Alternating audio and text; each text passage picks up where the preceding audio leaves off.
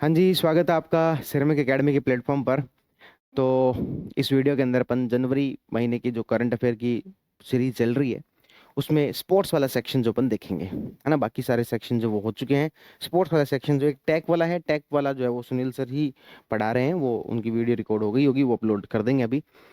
तो इकोनॉमी और टेक, क्योंकि ये दोनों सब्जेक्ट, पूरे जो सब्जेक्ट हैं वो भी सुनील सर पढ़ा रहे हैं, इसलिए अब हर महीने करंट अफेयर के सेक्शन में इकोनॉमी और टेक जो वो सुनील सर पढ़ाएंगे, बाकी सेक्शन जो मैं पढ़ाऊंगा। ठीक है ना। चलो भाई, स्पोर्ट्स सेक्शन से अपन शुरू करते हैं। तो सबसे पहला जो आर्टिकल है वो है आईसीसी महिला चैंपियनशिप। जैसे अपने एक टेस्ट चैंपियनशिप होती है पुरुषों के अंदर, आईसीसी टेस्ट चैंपियनशिप, जो कि 2 साल तक चलती है। और अलग से वैसे कोई मैच होता है वो फाइनल होता है सीधे। लेकिन 2 साल के अंदर कौन सी टीम ने अच्छा प्रदर्शन किया है, उसके आधार पर उसको अंक मिलते रहते हैं और फिर लास्ट में एक फाइनल मैच हो जाता है। उसी तरीके से यहाँ पर एक चैंपियनशिप होती है जिसका नाम है आईसीसी महिला चैंपियनशिप। जो इसके अंदर अच्छे प्रदर्शन वाली टीमें होंगी वो डायरेक्ट आईसीसी का जो विश्व कप होना है, महिला विश्व कप होना है। आपको पता होगा 2025 वाला जो महिला विश्व कप है वो भारत के अंदर होना है। ये फैक्ट याद रखना। 2025 आईसीसी महिला विश्व कप कहाँ पर होगा? भारत के अंदर होगा। तो अपन ये कह रहे थे यहाँ पर जो अच्छा परफॉर्म करता है वो डायरेक्ट जो है वो विश्व कप के अंदर क्वालिफाई कर जाता है। अब इसके अलावा इसके लेकर जो रूल्स हैं वो लगातार आईसीसी बदलती रही है। तो यहाँ पर इतना डेप्थ में जाकर रूल्स वगैरह कुछ पूछेंगे इसकी संभावना बहुत ही कम है। हमें बस इतना से ध्यान रखना कि आईसीसी महिला जो चैंपियनशिप है वो 2 साल 3 साल तक चलने वाली एक प्रतियोगिता है। उसमें से इन 2 3 सालों में जो टीम अच्छा प्रदर्शन करती है वो इसकी विजेता होती है। और वो फिर डायरेक्ट जो टॉप 4 टीम जो होती है वो डायरेक्ट जो है वो आपके आईसीसी वर्ल्ड कप के अंदर भी क्वालिफाई कर जाती है। ऑब्वियस सी बात है, इनके अंदर अच्छा प्रदर्शन किसने किया होगा? तो ऑस्ट्रेलिया। दो तीन तीन इसके 3 एडिशन हो चुके हैं। जैसे अपनी टेस्ट चैंपियनशिप जो है वो तो फिक्स है, 2 2 साल की होती है। 2019 से 21 के बीच में हुआ, 23 से 25 और 25 से 27 होगा। लेकिन इसका जो है ऐसा कोई फिक्स नहीं है। पहला संस्करण 2014 से 16, दूसरा संस्करण जो 17 से 20 और तीसरा संस्करण 22 से 25। ठीक है ना। क्योंकि यहाँ पर 2 साल का है, यहाँ पर 3 है, यहाँ पर 3 है। तो इस तरीके से कोई फिक्स नहीं है। रूल्स भी लगातार आईसीसी चेंज करती रहती है, तो इसका इतना लोड नहीं लेना, बस इतना ध्यान रखना। अब इसमें कुल टीमें कितनी है? 10। जबकि सेकंड एडिशन के अंदर 8 टीमें खेली थी। बाद के अंदर बाद में जो बांग्लादेश और आयरलैंड को और शामिल कर लिया गया। अभी अगस्त 2024 के अंदर अनाउंस किया गया कि अगले वर्ष अगली जो चैंपियनशिप होगी उसमें जिम्बाब्वे को और शामिल किया जाएगा। तो कहने का मतलब है इसके अंदर बहुत ज्यादा डेप्थ में आपको जाने की आवश्यकता नहीं है। जितना आपके नोट्स में लिखा हुआ है उतना भी याद रख लेंगे तो सफिशिएंट है। तो क्या हम कह रहे हैं कि जो तीसरा एडिशन जो है उसकी विजेता ऑस्ट्रेलिया रही है। इससे पहले वाले सेकंड और जो फर्स्ट एडिशन था उसकी विजेता भी कौन थी? ऑस्ट्रेलिया थी। कुल टीमें कितनी है? 10 टीमें हैं। ठीक है ना। ऑस्ट्रेलिया पिछले 2 3 वर्षों में अच्छा प्रदर्शन किया है और 24 मैचों में कुल 39 अंक प्राप्त किए हैं और पहले नंबर पर रही है। दूसरे पर कौन है? तो भारत है 37 अंकों के साथ। और जो इस टूर्नामेंट में अच्छा प्रदर्शन करता है वो महिला क्रिकेट विश्व कप के लिए क्वालिफाई कर जाता है। ठीक है। तो इस आधार पर ये इन टीमों को, ऑस्ट्रेलिया, भारत, इंग्लैंड, अफ्रीका और न्यूजीलैंड, इन 5 टीमों को महिला विश्व कप के लिए डायरेक्ट क्वालिफाई कर दिया गया है। और ये विश्व कप होना कहां पर है? 2025 में ही भारत के अंदर होना है। अब ये चीजें ये चीजें आप हमेशा कंफ्यूज होते हो। इसलिए मैंने आपको याद होगा कि जब अपन आरएस प्री की तैयारी कर रहे थे उस समय मैंने आपको स्पोर्ट्स करंट अफेयर को कंपाइल करके बताया था। ठीक है। उसमें क्रिकेट को यदि अपन देखते हैं तो मैंने ऐसे बांटा था, पुरुष टीम, महिला टीम, अंडर 19 और राजस्थान सेगमेंट। उसमें महिला वाले सेगमेंट की तरफ एक बार चलते हैं, उससे आपको थोड़ी सी क्लैरिटी आएगी। चीजों का ओवरव्यू होता है तो हमारे पास क्लैरिटी आती है। क्या? देखो क्या, ये वैसे भी एक तरीके से रिवीजन भी हो ही रहा है आपका, तो उसके साथ साथ चीजों को देख लेना। आईसीसी चैंपियनशिप 2024 के अंदर कौन सी हुई? T20 world cup. कौन सा हुआ था? अक्टूबर के अंदर। महिलाओं की बात चल रही है। T20 वर्ल्ड कप हुआ था। और अब मैं ये कह रहा हूं कि 2025 में होगा, वो कौन सा होगा? ओडीआई विश्व कप। वो कौन सा होगा? ओडीआई विश्व कप। जबकि अक्टूबर 2024 में कौन सा हुआ था? T20 world cup. इस T20 वर्ल्ड कप के अंदर भारत तो बहुत पहले ही बार हो गई थी। न्यूजीलैंड और साउथ अफ्रीका के बीच में फाइनल हुआ था जिसमें कौन जीती थी? न्यूजीलैंड जीती थी। पहली बार न्यूजीलैंड जो वो जीती थी, है ना। T20 वर्ल्ड कप जो वो 9वीं बार हुआ था जिसमें से जो न्यूजीलैंड है वो पहली बार जीती थी। ठीक है, तो ये आप इस वीडियो को दोबारा देख लेना या फिर दोबारा पढ़ लेना। इसमें से मैं आपको बताना ये चाह रहा था कि वर्ल्ड कप 2025 में कहाँ पर होगा, भारत के अंदर होगा। T20 वर्ल्ड कप 2024 के अंदर हुआ ही है।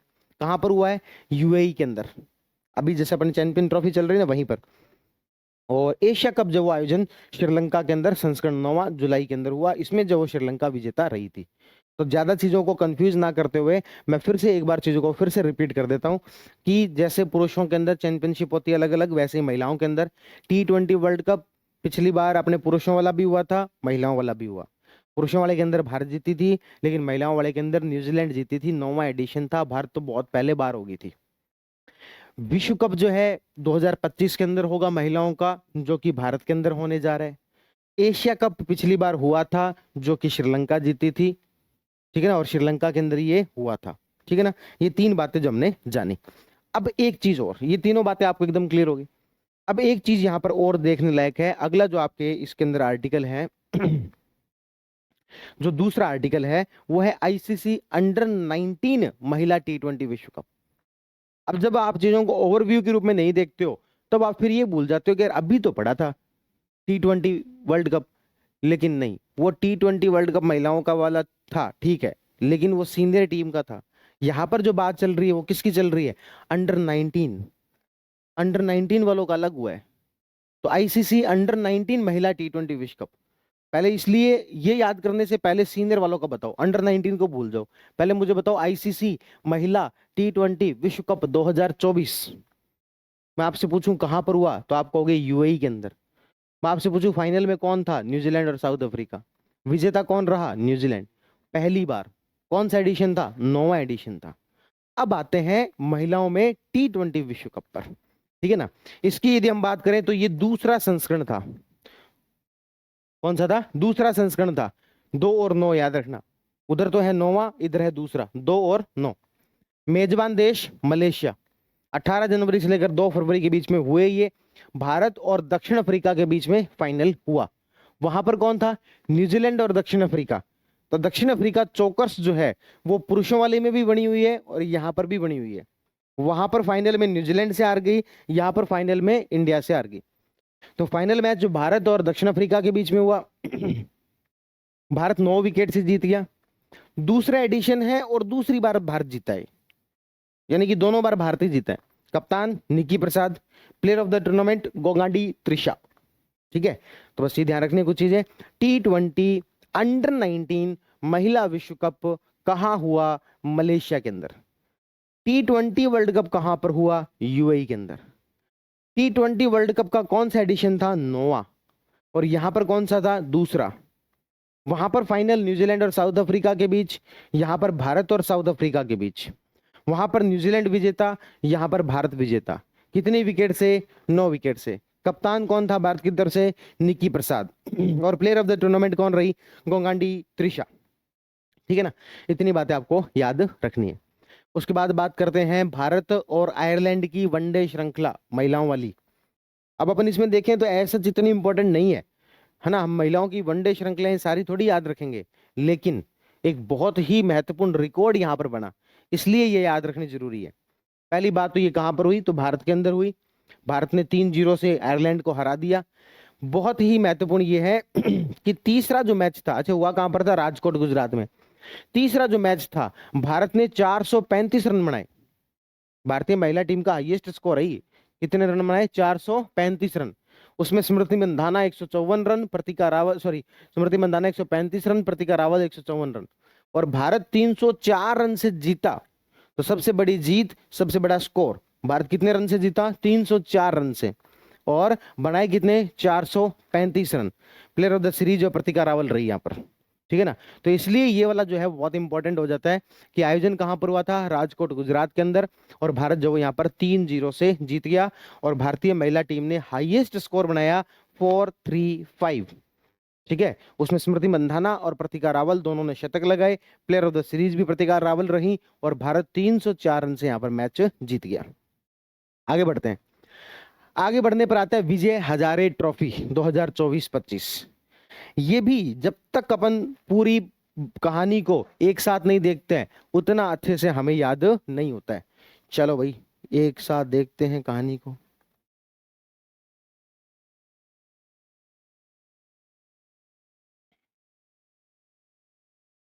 ये मैंने आपको अलग अलग ऐसी ट्रॉफी करवाई थी जो कि डोमेस्टिक सीरीज है, जो कि बीसीसीआई के द्वारा करवाई जाती है ना, बीसीसीआई के द्वारा करवाई जाने वाली कुछ डोमेस्टिक सीरीज है ये। इसमें से सैयद मुश्ताक ट्रॉफी दिसंबर में हुई थी, इसलिए हमारे ईयूआरओ के एग्जाम में अभी भी इंपॉर्टेंट है। ईरानी कप अक्टूबर में हुआ था, इसलिए अभी भी इंपॉर्टेंट है। दिलीप ट्रॉफी सितंबर में हुई थी, इसलिए अभी भी इंपॉर्टेंट है। रणजी ट्रॉफी जो मार्च में हुई थी, मार्च 2024 में, इसलिए अब वो इतनी इंपॉर्टेंट नहीं है, वो अगली वाली आएगी, वो ज्यादा इंपॉर्टेंट है।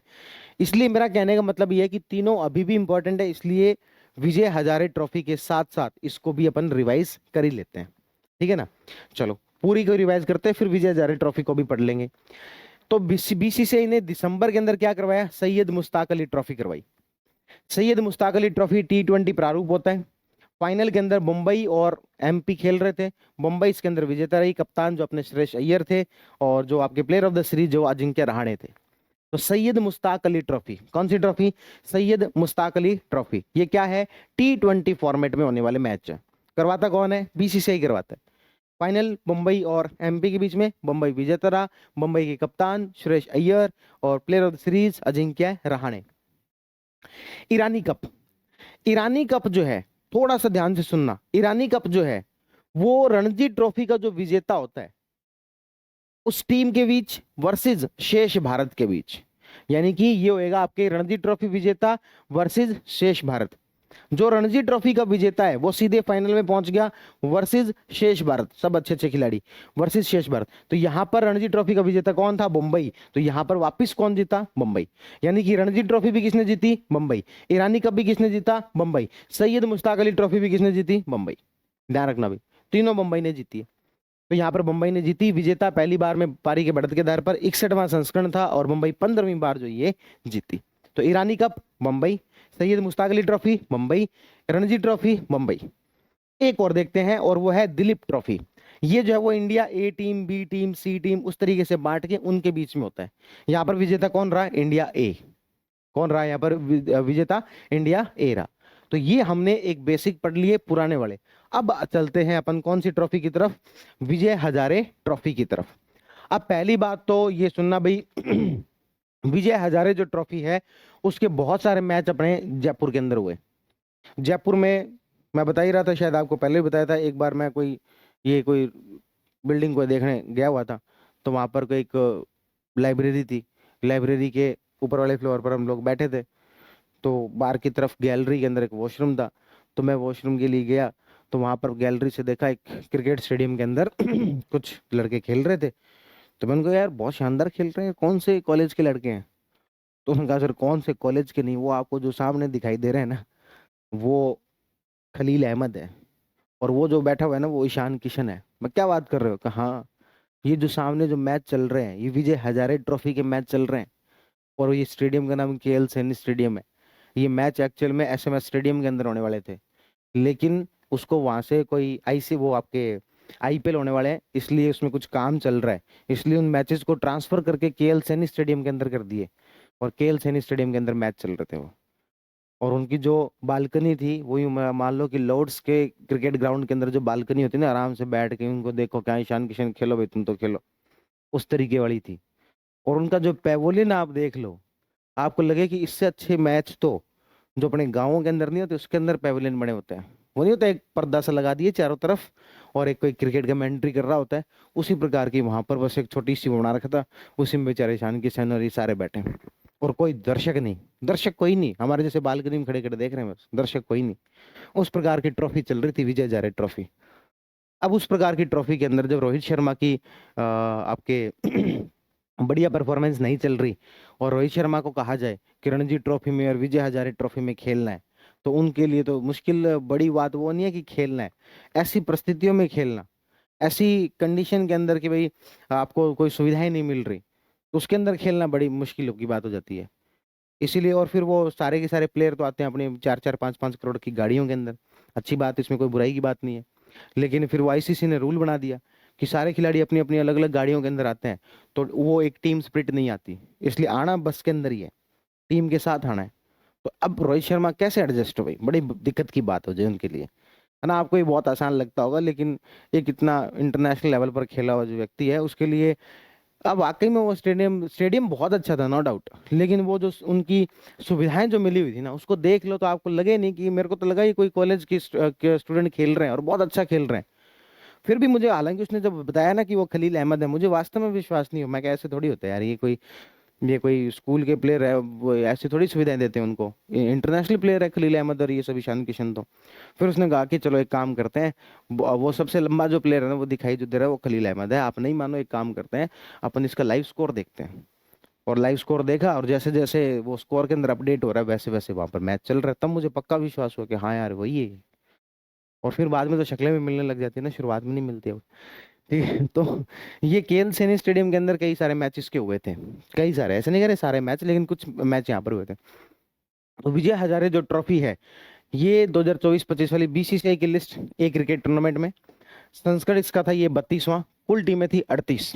कितनी टीमें थी? 38। सभी स्टेट की इसमें टीमें रहती है, इसके अलावा रेलवे की वो सब टीमें रहती है, विदर्भ की अलग टीम होती है, इस तरीके से काफी सारी टीमें रहती है, कुल 38 टीमें थी इसमें। फाइनल मैच जो वो गुजरात के वडोदरा में हुआ, कर्नाटक वर्सेस विदर्भ के बीच। कर्नाटक जो 5 बार इसका विजेता रह चुका है, और इस बार भी विजेता कौन रहा? कर्नाटक। कप्तान थे मयंक अग्रवाल, विदर्भ की तरफ से करुण नायर थे, ठीक है ना। तो यहाँ पर कर्नाटक और विदर्भ के बीच में फाइनल हुआ, और विजेता कौन रहा? कर्नाटक विजेता रहा। प्लेयर ऑफ द टूर्नामेंट कौन थे? करुण नायर, जो कि कप्तान है किसके? विदर्भ के। फिर से आते हैं विजय हजारे ट्रॉफी। तो विजय हजारे जो ट्रॉफी है, इसका कौन सा संस्करण था? 32वां। टीमें कौन सी थी? कितनी थी? 38। और फाइनल किसके बीच में हुआ था? कर्नाटक और विदर्भ के बीच में। कर्नाटक जो है वो रहा इसके अंदर विजेता, और विदर्भ के कप्तान करुण नायर जो है वो रहे प्लेयर ऑफ द सीरीज। इससे पहले बताओ मुझे, ईरानी ट्रॉफी के विजेता कौन थे? मुंबई। सैयद मुश्ताक अली ट्रॉफी के कौन? मुंबई। ये और आपके रणजी ट्रॉफी, मुंबई। लेकिन एक और पड़ी थी दिलीप ट्रॉफी के, दिलीप ट्रॉफी के इंडिया ए टीम, बताइए थे ना, इंडिया ए टीम। यहाँ पर कौन? कर्नाटक। अब ये चारों पांचों को जब अपन एक साथ पढ़ते हैं ना, तब तो ये याद होती है। अदरवाइज आप दिलीप ट्रॉफी पढ़ोगे तो रणजी भूल जाओगे, रणजी पढ़ोगे तो सईद मुश्ताक भूल जाओगे, और आपस में ही हो जाएंगे मिक्स। इसलिए अपन ने चारों पांचों को एक साथ ही देख लिया। आगे बढ़ते हुए इतनी सारी बातें याद हो गई, आगे बढ़ते हैं। अब हम बात करते हैं चर्चित खिलाड़ियों की। इसके अलावा कोई खिलाड़ी चर्चित रहा हो, तो एक खिलाड़ी चर्चित रही, उनका नाम है Ira Jadhav. BCCI ODI cricket tournament में मेघालय के खिलाफ 346 रन बनाए, ठीक है। 14 वर्षीय ईरा महिला क्रिकेट के ओडीआई में 13 शतक लगाने वाली पहली खिलाड़ी है, ठीक है। बीसीसीआई के ओडीआई क्रिकेट टूर्नामेंट में मेघालय के खिलाफ कितने रन बनाए? 346 रन जो वो बनाए। किसने? ईरा जादव ने। 14 वर्षीय हो रहे हैं। आगे बढ़ते हैं। Rishabh Pant IPL team Lucknow super giants के नए कप्तान बनाए गए हैं। सितांशु कोटक भारतीय पुरुष क्रिकेट टीम के बल्लेबाजी कोच, ये थोड़ा सा याद रख लेना भाई। अपन को नॉर्मली गौतम गंभीर का तो पता है, लेकिन इनका नहीं पता रहता। सितांशु कोटक भारतीय पुरुष क्रिकेट टीम के बल्लेबाजी कोच जो बनाए गए। मार्टिन गुप्टिल अंतर्राष्ट्रीय क्रिकेट से संन्यास जिन्होंने ले लिया, ठीक है ना। ये सब बातें थी किसके बारे में? क्रिकेट, जो कि आपको लगता है इंटरेस्टिंग। अब थोड़ा सा आगे आएगी थोड़ी सी आपको दिक्कत, क्यों? क्योंकि बाकी खेल शुरू हो गए। तो बाकी खेल अगला कौन सा जी? हॉकी। हॉकी के बारे में, जैसे अपने आईपीएल चलता है उसी तरीके से एक हॉकी इंडिया लीग शुरू की है, उसमें भी महिलाओं के लिए शुरू की है। तो महिला हॉकी इंडिया लीग, जैसे आईपीएल है इंडियन प्रीमियर लीग, उसी प्रकार से क्या है? महिला हॉकी इंडिया लीग। कहाँ पर हुआ? सॉरी, कब, कौन सा संस्करण था ये? पहला संस्करण था। कौन सा संस्करण था? पहला। और आपको पता होगा उड़ीसा जो है, उसने आजकल हॉकी में बहुत अच्छा काम करना शुरू किया है, और ये पिछले 4-5 वर्षों से ही चीजें चल रही है, इवन उससे भी ज्यादा चल रही है। नवीन पटनायक जब मुख्यमंत्री थे, उन्होंने अलग से एक स्टेडियम बनवाया। इवन जो भारत की महिला जो हॉकी टीम है, उन्होंने ओलंपिक में अच्छा प्रदर्शन किया, उसका भी श्रेय जो उनको दिया गया। तो यहाँ पर ओवरऑल कहने की बात है कि उड़ीसा के अंदर हॉकी के अंदर, और स्पेशली महिला हॉकी के अंदर अच्छा काम हुआ है।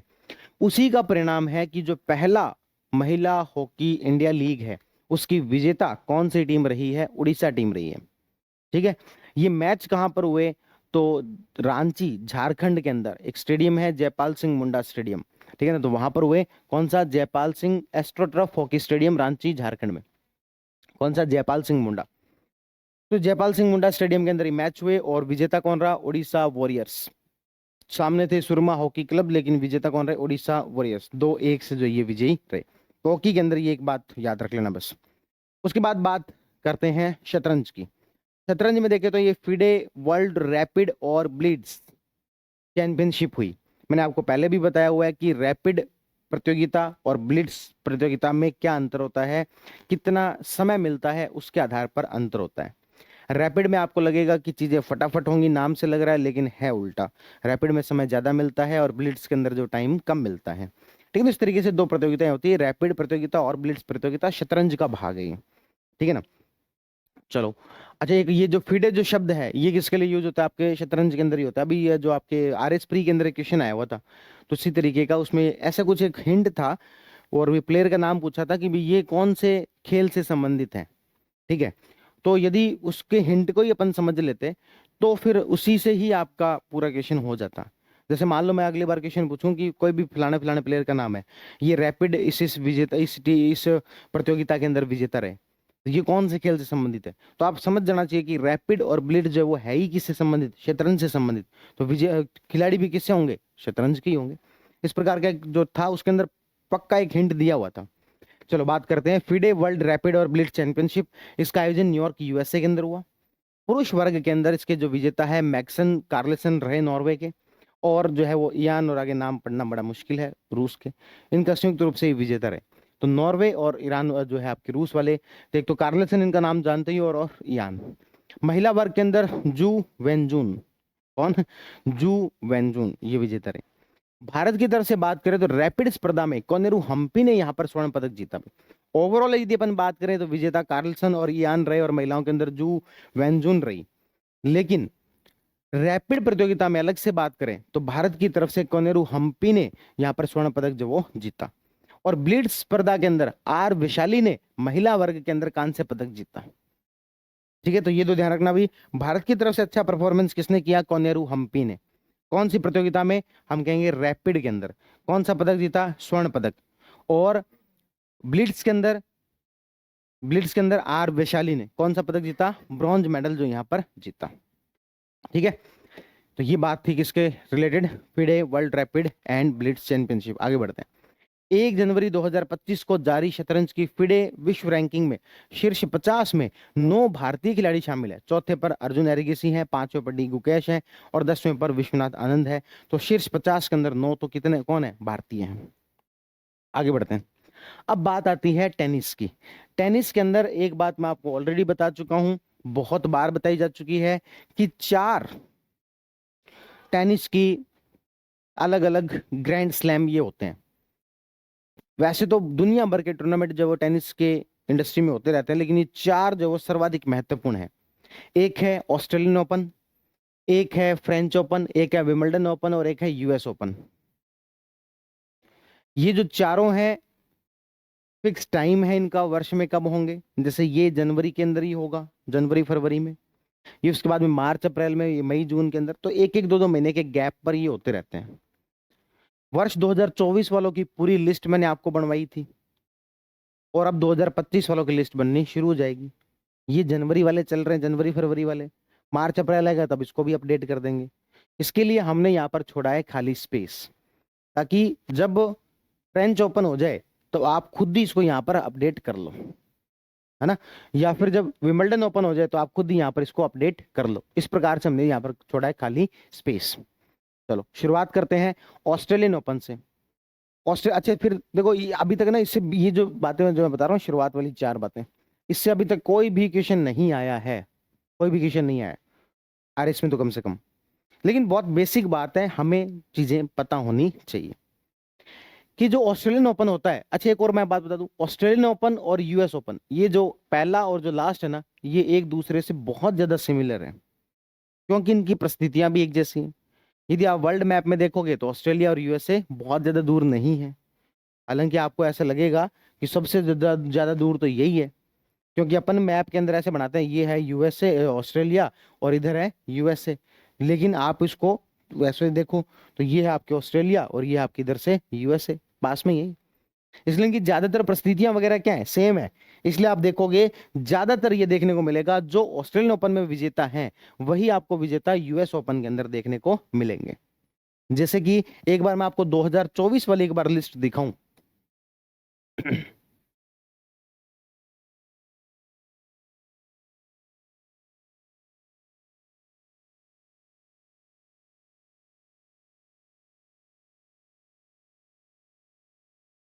ये जैसे 2024 वाली लिस्ट है। यूएस ओपन अगस्त सितंबर में होता है, ये जुलाई में, ये मई जून में, ये जनवरी के अंदर। ठीक है। ऑस्ट्रेलियन ओपन के विजेता कौन थे? Jannik Sinner. इसके कौन थे? Arena Sabalenka. यूएस में आ जाओ, विजेता कौन? Jannik Sinner. और महिलाओं के कौन? Arena Sabalenka. तो इन दोनों के जो विजेता हैं वो अधिकतर बार देखने को मिलेगा आपको कि सेम ही होंगे। कारण क्या है? परिस्थितियां भी सेम है और खिलाड़ी जो है वो उसी हिसाब से फिर खुद को डाल लेते हैं। तो यहां पर आ जाओ। और इसके अलावा क्या मतलब क्यों होते हैं सेम ही विजेता? तो ये भी किस पे होता है? हार्ड कोर्ट पे होता है। और ये भी किस पे होता है? हार्ड कोर्ट पे होता है। हार्ड कोर्ट का यहाँ पर मतलब क्या हुआ? तो आपने यदि कभी टेनिस को गौर से देखा हो, यदि अपन रोज देखते हैं तो सबको ही पता होगा। और यदि कभी कभार ही देखा हो यदि आपने, तो पता होगा कई बार तो आपको देखने को मिलेगा कि एक मिट्टी सी नीचे ग्राउंड पे रहती है। कई बार आपने देखा होगा कि नीला सा एक ऐसे कोई, जैसे कोई वो कारपेट सी लगा रखी हो वैसा रहता है। और एक बार आपको कई बार वो ग्रीन सा जो वो दिखाई देता है। तो इस तरीके से अलग अलग ग्राउंड होते हैं, अलग अलग परिस्थितियां होती है। तो यदि मैं कहूं कि भाई वो नीला सा वो लगा रखा है, इसका मतलब वो हार्ड कोर्ट है। ठीक है। यदि आप कभी मिट्टी सी देखोगे तो वो क्ले कोर्ट है, मिट्टी वाला क्ले कोर्ट है। और यदि आप जो वो घास के जैसे देखोगे, मतलब हल्की हल्की सी घास उगी हुई है, तो वो ग्रास कोर्ट है। तो ऑस्ट्रेलिया वाला और यूएस ओपन वाला दोनों किस पे होते हैं? हार्ड कोर्ट पे होते हैं। ठीक है। इसका आयोजन जनवरी में होता है। ऑस्ट्रेलिया में कहां पर होता है? मेलबर्न में, फिक्स है मेलबर्न में। स्टेडियम मेलबर्न पार्क है। संस्करण 113वां था। तो ये तो ऐसी बातें जो मैंने बताई जो कि आपसे एग्जाम में कोई नहीं पूछ रहा, लेकिन आपको पता होनी चाहिए। और मुझे हमेशा ऐसा लगता है कि आरपीएससी जब क्वेश्चन का लेवल टफ करने की बात करती है तो ऐसी चीजों पर क्वेश्चन पूछा जाए जो कि आपकी समझ को बताती है इन चारों के बारे में। इस बार कौन जीता उससे क्या फर्क पड़ रहा है? अगली बार फिर बदल जाएगा ये तो। अच्छा क्वेश्चन जो है वो कौन सा माना जाए? तो अच्छा क्वेश्चन वो जिससे कि आपकी थोड़ी समझ बढ़े, इन चारों के बारे में हमें कॉमन समझ होनी चाहिए। ऐसा क्वेश्चन यदि पूछा जाए ना कि भाई ऑस्ट्रेलियन ओपन हार्ड कोर्ट पर होता है या क्ले कोर्ट पर होता है, तब आए मजा तो कि हाँ यार अब बढ़िया आपने ऐसे लेवल का क्वेश्चन पूछा है। पर पूछ वो क्या रहे हैं ये पूछ रहे हैं, इसलिए अपन भी क्या याद करेंगे? मेन ये याद करेंगे। विजेता कौन? Jannik Sinner. पिछली बार भी कौन था? Jannik Sinner. यानी कि लगातार दूसरी बार जीते हैं। तीसरा ग्रैंड स्लैम है ये। अच्छा, ये एक ग्रैंड स्लैम माना जाता है, ये दूसरा, ये तीसरा, ये चौथा। अब मान लो कोई भी खिलाड़ी कितने जीतता है उसके आधार पर कह देते हैं कि मान लो ये भी जीत लिया, ये भी जीत लिया, ये भी जीत लिया, तब हम कह देते हैं 3 ग्रैंड स्लैम विजेता है वो। तो पिछली बार भी ऑस्ट्रेलियन जीता था, इस बार भी जो ऑस्ट्रेलियन जीता था, दो तो सीधे सीधे ही हो गए। टोटल इसने कितने ग्रैंड स्लैम जीते हैं? तो 3 ग्रैंड स्लैम जो वो जीते हैं। नए प्लेयर आए हैं। अपन सुनते हैं रॉजर फेडरर और ये जो है, इन्होंने 23-24 ग्रैंड स्लैम जीते हुए हैं। तो यहां पर हम बात करें जेनिक सिनर की, जो कि लगातार दूसरी बार तीसरा ग्रैंड स्लैम जीता है इन्होंने। अब आते हैं महिला खिलाड़ियों पर। पहले पिछली बार कौन थी? Arena Sabalenka. लेकिन इस बार है मेडिसन कीज, यूएसए की। इनका पहला ग्रैंड स्लैम है ये, मेडिसन कीज। ठीक है। तो ये हमने टेनिस के बारे में, ऑस्ट्रेलियन ओपन के बारे में सारी बातें जो वो पढ़ी। बात क्लियर है? अब बढ़ते हैं आगे। आगे बढ़ने पर आता है आपके यूनाइटेड कप 2025। टेनिस की ही बात है। महिला और पुरुषों की संयुक्त टीम इसमें शामिल होती है। ये इसका आयोजन ऑस्ट्रेलिया में हुआ। तीसरा संस्करण था। कुल टीमें थी 18। फाइनल अमेरिका और पोलैंड के बीच में हुआ। अमेरिका जो 2-0 से यहाँ पर जीत गया। ठीक है क्या? यूनाइटेड कप 2025 महिला और पुरुषों की संयुक्त टीमें यहाँ पर खेलती है। ऑस्ट्रेलिया के अंदर हुआ। तीसरा संस्करण था। 18 टीमें थी। फाइनल अमेरिका और पोलैंड, और अमेरिका 2-0 से जीत गई। यदि आप एक कॉमन चीज को ऑब्जर्व करेंगे, हालांकि इसके आधार पर मैं आपको रिस्क लेने को नहीं कह रहा, पर एक कॉमन चीज ऑब्जर्व करेंगे तो खेलों के अंदर जो आरपीएससी क्वेश्चन पूछ रही है वो भारतीय जो खिलाड़ी हैं या भारत की जो परफॉर्मेंस है वहां से ज्यादा पूछ रही है। इसलिए ये जो दूसरे वाले जो होते हैं ना, यूनाइटेड कप वगैरह और हांगकांग ओपन और ब्रिस्बेन इंटरनेशनल टेनिस, दुनिया भर के जो होते रहते हैं, ये एक बार पढ़ लिए, याद रह जाए तो ठीक, नहीं रहे तो ठीक। हाँ, भारत की परफॉर्मेंस कहीं पर शामिल है, वो हमारे लिए ज्यादा इंपॉर्टेंट है। यहां तक की बात क्लियर है क्या? ठीक है। तो उसके बाद में है हांगकांग ओपन और ब्रिस्बेन इंटरनेशनल इंटरनेशनल टेनिस 2025। ठीक है। तो ये देख लेना इसके विजेता कौन है। पुरुष विजेता इसमें अलेक्जेंडर मूलर है, इसमें जीरी लहका है। ठीक है। महिलाओं के अंदर इधर आरेना सबालेंका है। ब्रिस्बेन में आ गया, ऑस्ट्रेलिया में आ गया, तो ऑस्ट्रेलिया में वापस कौन आ गई? आरेना सबालेंका आ गई। चलो बैडमिंटन। बैडमिंटन में ये जरूर याद रख लेना, पहले वाला वो है king cup international badminton open. ये इसका क्या पहला एडिशन है, इसलिए याद रखना जरूरी हो जाता है। इसका पहला एडिशन है ये। इसका आयोजन जो चीन के शेंजन के अंदर हुआ, और लक्ष्य सेन जो है उन्होंने जो है एलेक्स लेनियर को हराकर यहाँ पर कांस्य पदक जो जीता। ठीक है, लक्ष्य सेन के बारे में आप जानते ही होंगे, ओलंपिक के अंदर मेडल जीतने के बहुत नजदीक थे, चौथे स्थान पर रहे, और यहाँ पर वो तीसरे स्थान पर रहे लक्ष्य सेन। कौन सा कप है? King cup international badminton open, पहला संस्करण है, शेंजन चीन के अंदर आयोजन हुआ। लक्ष्य सेन ने एलेक्स लेनियर को हराकर कांस्य पदक यहाँ पर जीता। इंडिया ओपन सुपर 750 बैडमिंटन, इसका आयोजन नई दिल्ली में हुआ, पुरुष विजेता महिला विजेता।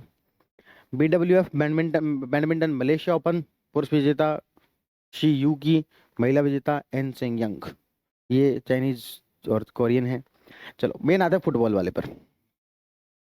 फुटबॉल वाले में भी देखो, ये जो विदेशी वाले होते हैं ना, वो उतने इंपॉर्टेंट नहीं होते, एक बार पढ़ जरूर लेना, लेकिन उतने इंपॉर्टेंट नहीं होते। देखो स्पेनिश सुपर कप सऊदी अरब में ही हुआ, इटालियन सुपर कप ये भी सऊदी अरब के अंदर हुआ, ठीक है ना। इसको विजेता बार्सिलोना है, इसके जो AC मिलान है। मेन आते हैं अपन ये नेशनल वाली जो कंपटीशन जो है ना, वो हमारे लिए ज्यादा इंपॉर्टेंट है। तो संतोष ट्रॉफी, संतोष ट्रॉफी एक तरीके से हमको फुटबॉल की नेशनल लेवल पर सबसे बड़ी जो चैंपियनशिप जो है उसमें से ये एक है। इसका आयोजक है all India football federation, AIFF, all India football federation, उसके द्वारा इसका आयोजन करवाया जाता है। 78वां संस्करण था ये, कुल टीमें थी 38। फाइनल मैच पश्चिम बंगाल और केरल के बीच में हुआ, पश्चिम बंगाल यहाँ पर 1-0 से जीत गई, 33वीं बार विजेता, 78 में से 33वीं बार। कौन सी जीती है? पश्चिम बंगाल। आप देखोगे तो ज्यादातर हमारे फुटबॉल जो प्लेयर है वो नॉर्थ ईस्ट के ही हैं, तो नॉर्थ ईस्ट अच्छा परफॉर्म करती ही है इसमें। संतोष ट्रॉफी, ये कुछ बातें हैं जो कि आपको याद रखनी है। आयोजक ऑल इंडिया फुटबॉल फेडरेशन, संस्करण कौन सा? 78वां। और फाइनल मैच कहां पर हुआ ये भी याद रखना, GMC बाल योगी स्टेडियम हैदराबाद के अंदर, है ना। कौन से में? बाल योगी स्टेडियम हैदराबाद के अंदर। तो संतोष ट्रॉफी याद रखना है, ऑल इंडिया फुटबॉल फेडरेशन ने करवाया। कुल जो 38 टीमें थी, पश्चिम बंगाल और केरल के बीच में फाइनल हुआ, पश्चिम बंगाल यहाँ पर 1-0 से जीत गई, पश्चिम बंगाल 33वीं बार जीती है, और ये बाल योगी स्टेडियम हैदराबाद के अंदर मैच हुआ। इसी का महिला संस्करण, जैसे पुरुषों की सबसे बड़ी जो ट्रॉफी है फुटबॉल के अंदर, उसी तरीके से महिलाओं की भी एक ट्रॉफी है, उसका नाम है जीजाबाई ट्रॉफी। क्या नाम है? जीजाबाई ट्रॉफी, राष्ट्रीय फुटबॉल चैंपियनशिप सीनियर महिलाओं वाली है, इसको क्या बोलते हैं? जीजाबाई ट्रॉफी।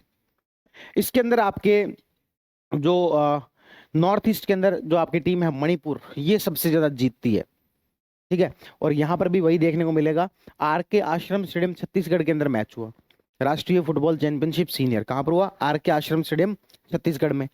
29वां संस्करण था और मणिपुर 23वीं बार जीतती है। 29 में से 23 बार जो अकेले कौन सी टीम जीती है? मणिपुर जो इसके अंदर जीतती है।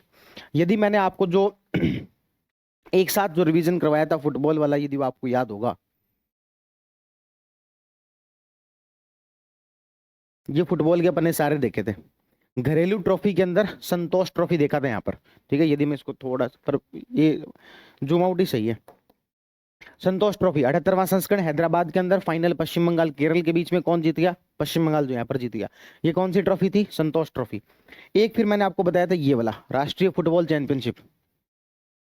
राष्ट्रीय फुटबॉल चैंपियनशिप में मैंने कहा था कि महिलाओं वाली जो चैंपियनशिप है ये 3 प्रकार की है, सब जूनियर अलग होती है, जूनियर अलग होती है, और सीनियर अलग होती है। और हम यहाँ पर बात किसकी कर रहे हैं? ये वाली, इसकी बात कर रहे हैं। ये दोनों थोड़े से पुराने हो गए, आउटडेटेड हो गए, अब उतना काम का नहीं है। हमें जो अभी हमने पढ़ा है वो यही है, ठीक है ना। दिसंबर में हुई, इसी को क्या बोलते हैं? जीजाबाई ट्रॉफी बोलते हैं। RK आश्रम स्टेडियम में फाइनल मणिपुर उड़ीसा, और मणिपुर जब वो 29 में से 23वीं बार यहाँ पर जीती है, ठीक है। इसके अलावा एक आपने महिला प्लेयर के बारे में सुना होगा, बाला देवी। तो बाला देवी जो है मणिपुर की है, गोल मशीन कहा जाता है, इन्होंने 50 गोल कर दिए। टोटल कितने गोल कर दिए अंतरराष्ट्रीय फुटबॉल के अंदर? 50 गोल कर दिए। ये भी कहाँ की है? मणिपुर की। इसमें विजेता भी कौन है? मणिपुर, 29 में से 23वीं बार, ठीक है ना। तो ये दो जो है आपको फुटबॉल वाले अच्छे से याद रखने ही हैं। कौन से दो? एक तो आपके राष्ट्रीय फुटबॉल चैंपियनशिप सीनियर वाली, और एक संतोष ट्रॉफी 2024-25 वाली। ये दो आपको अच्छे से याद रखना है, ठीक है।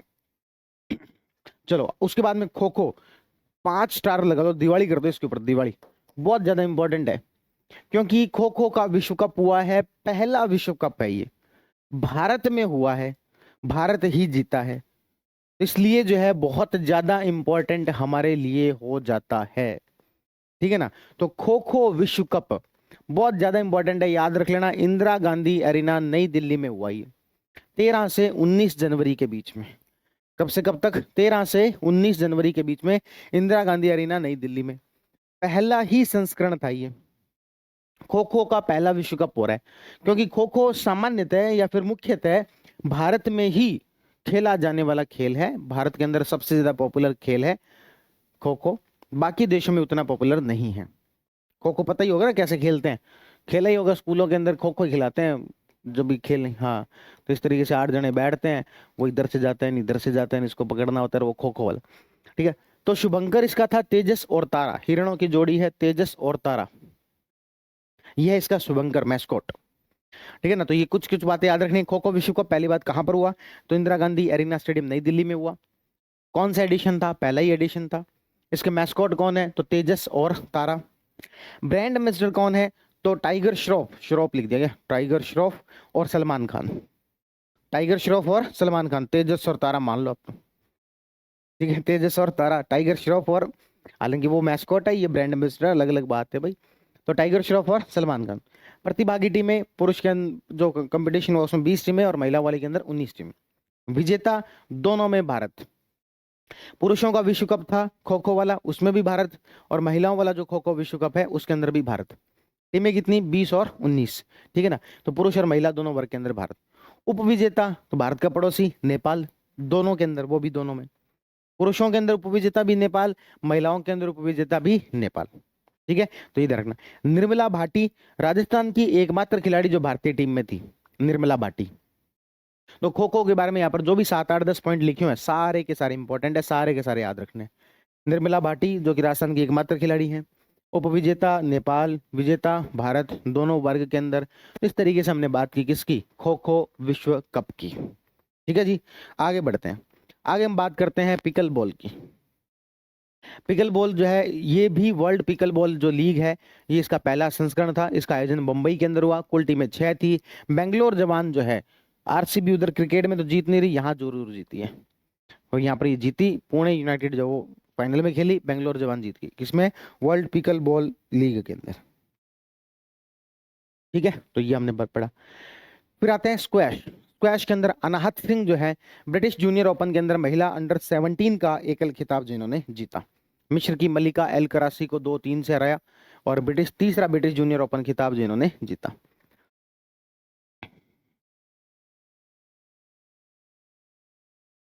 ठीक है, तो अनाहत सिंह ब्रिटिश जूनियर ओपन के अंदर। अच्छा, इसमें ये भाई 3-2 कर लेना, 2-3 क्या होता है, 2-3 से तो आ रहे हैं, 3-2 से जीते। अच्छा, इसमें भी थोड़ा सा देख लेना, ये पिकल बॉल होता है, पिक बॉल नहीं होता है, गलत लिखा हुआ है, पिकल बॉल होएगा, है ना, यहाँ पर भी पिकल बॉल। पिकल बॉल ऐसे मतलब टेनिस जैसा सा गेम होता है, उसमें बस वो बल्ला जो होता है ना उनका वो अजीब सा होता है, इस प्रकार का सा बल्ला होता है, नॉर्मल सा बल्ला होता है। जबकि टेनिस वाला तो इस तरीके से सारे सिक होती है ना, जबकि ये पिकल बॉल वाला जो है इस तरीके का सा बल्ला होता है। ठीक है, तो बल्ले का थोड़ा सा अंतर होता है, ग्राउंड का थोड़ा सा अंतर होता है थोड़ा थोड़ा टेनिस के जैसा ही, उसी को बोलते हैं पिकल बॉल। ठीक है, तो ये पिकल बॉल कर लेना इसको। और ये जो है वो अपने यहाँ पर 2-3 से हराया नहीं, 3-2 से हराया।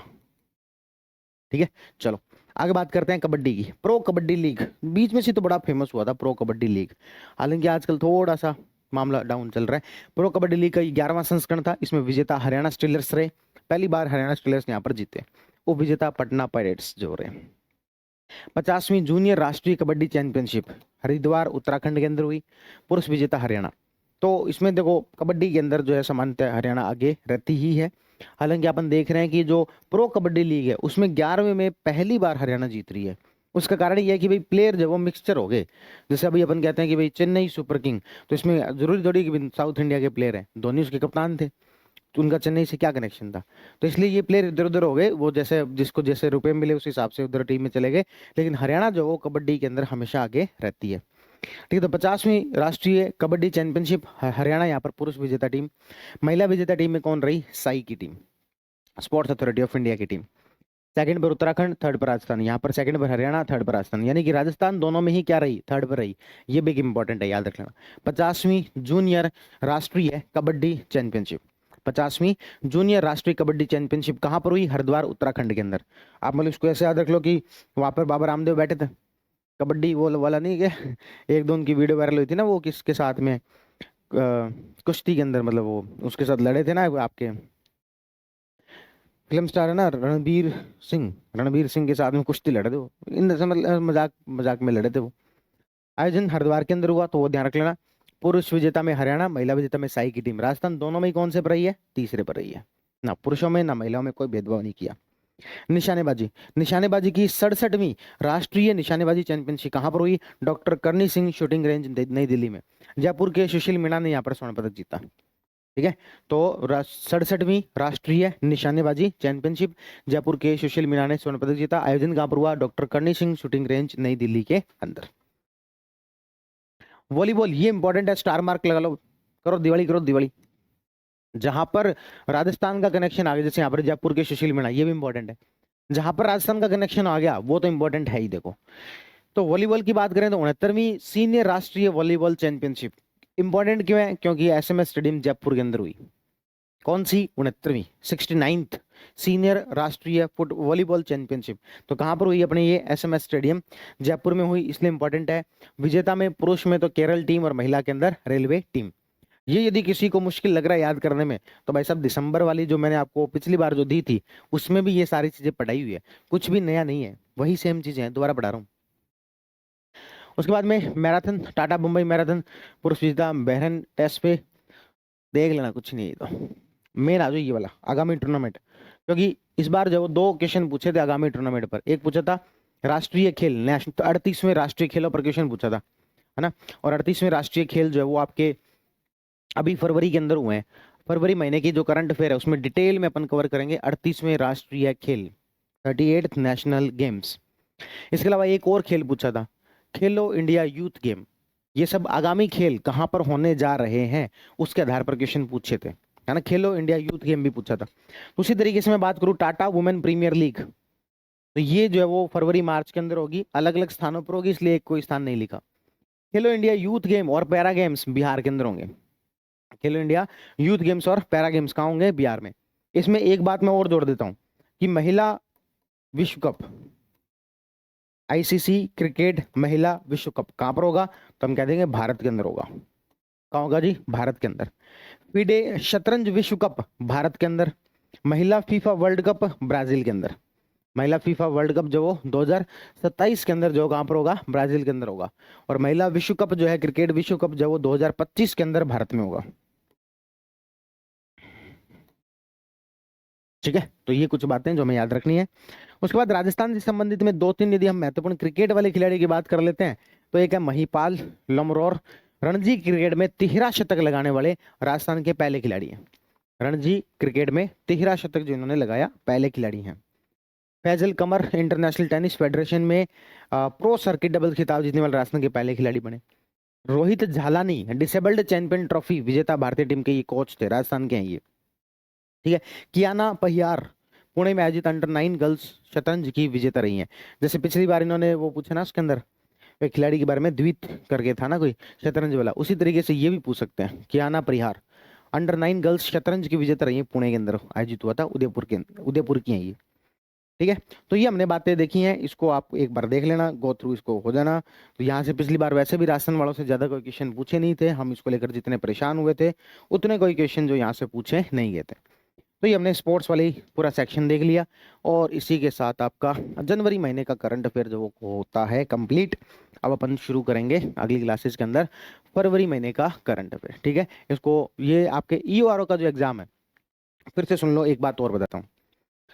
ईओआरओ का जो एग्जाम है उसमें नवंबर, दिसंबर, जनवरी और फरवरी, इन 4 महीने का करंट अफेयर बहुत ज्यादा इंपॉर्टेंट है।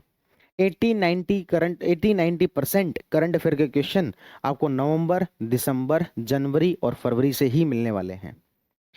फर्स्ट ग्रेड का जो एग्जाम होगा जो कि जून में है, उनके लिए जनवरी, फरवरी, मार्च, अप्रैल और मई, ये 5 महीने का जो करंट अफेयर होगा। यानी कि ओवरऑल एक बात का सार ये है, आरपीएससी का जो वर्तमान जो ट्रेंड है उसमें वो पिछले 3 से 4 महीने सर्वाधिक इंपॉर्टेंट मानती है, उसमें से वो खोद खोद के क्वेश्चन निकालती है।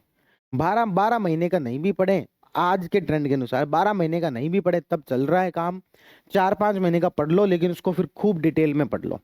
एक तरीका हो सकता था कि हम सरफेस लेवल पर 12 महीने का पढ़े, एक तरीका हो सकता है कि हम 4-5 महीने का खूब डिटेल में पढ़े। तो मुझे दूसरा तरीका अभी आरपीएससी के ट्रेंड के अकॉर्डिंग ज्यादा ठीक लग रहा है। फिर आरएस मेंस वाले जो है, उनका जो करंट अफेयर का जो समस्या का समाधान है वो मेंस आएगा, उस समय में अपन मेंस के नजदीक आएगा तब अपन कर देंगे। आपके टेस्ट सीरीज के अंदर भी जो करंट अफेयर है उसको अलग से रखा गया है, तो वो चीजें वहां पर कवर हो जाएंगी, ठीक है ना।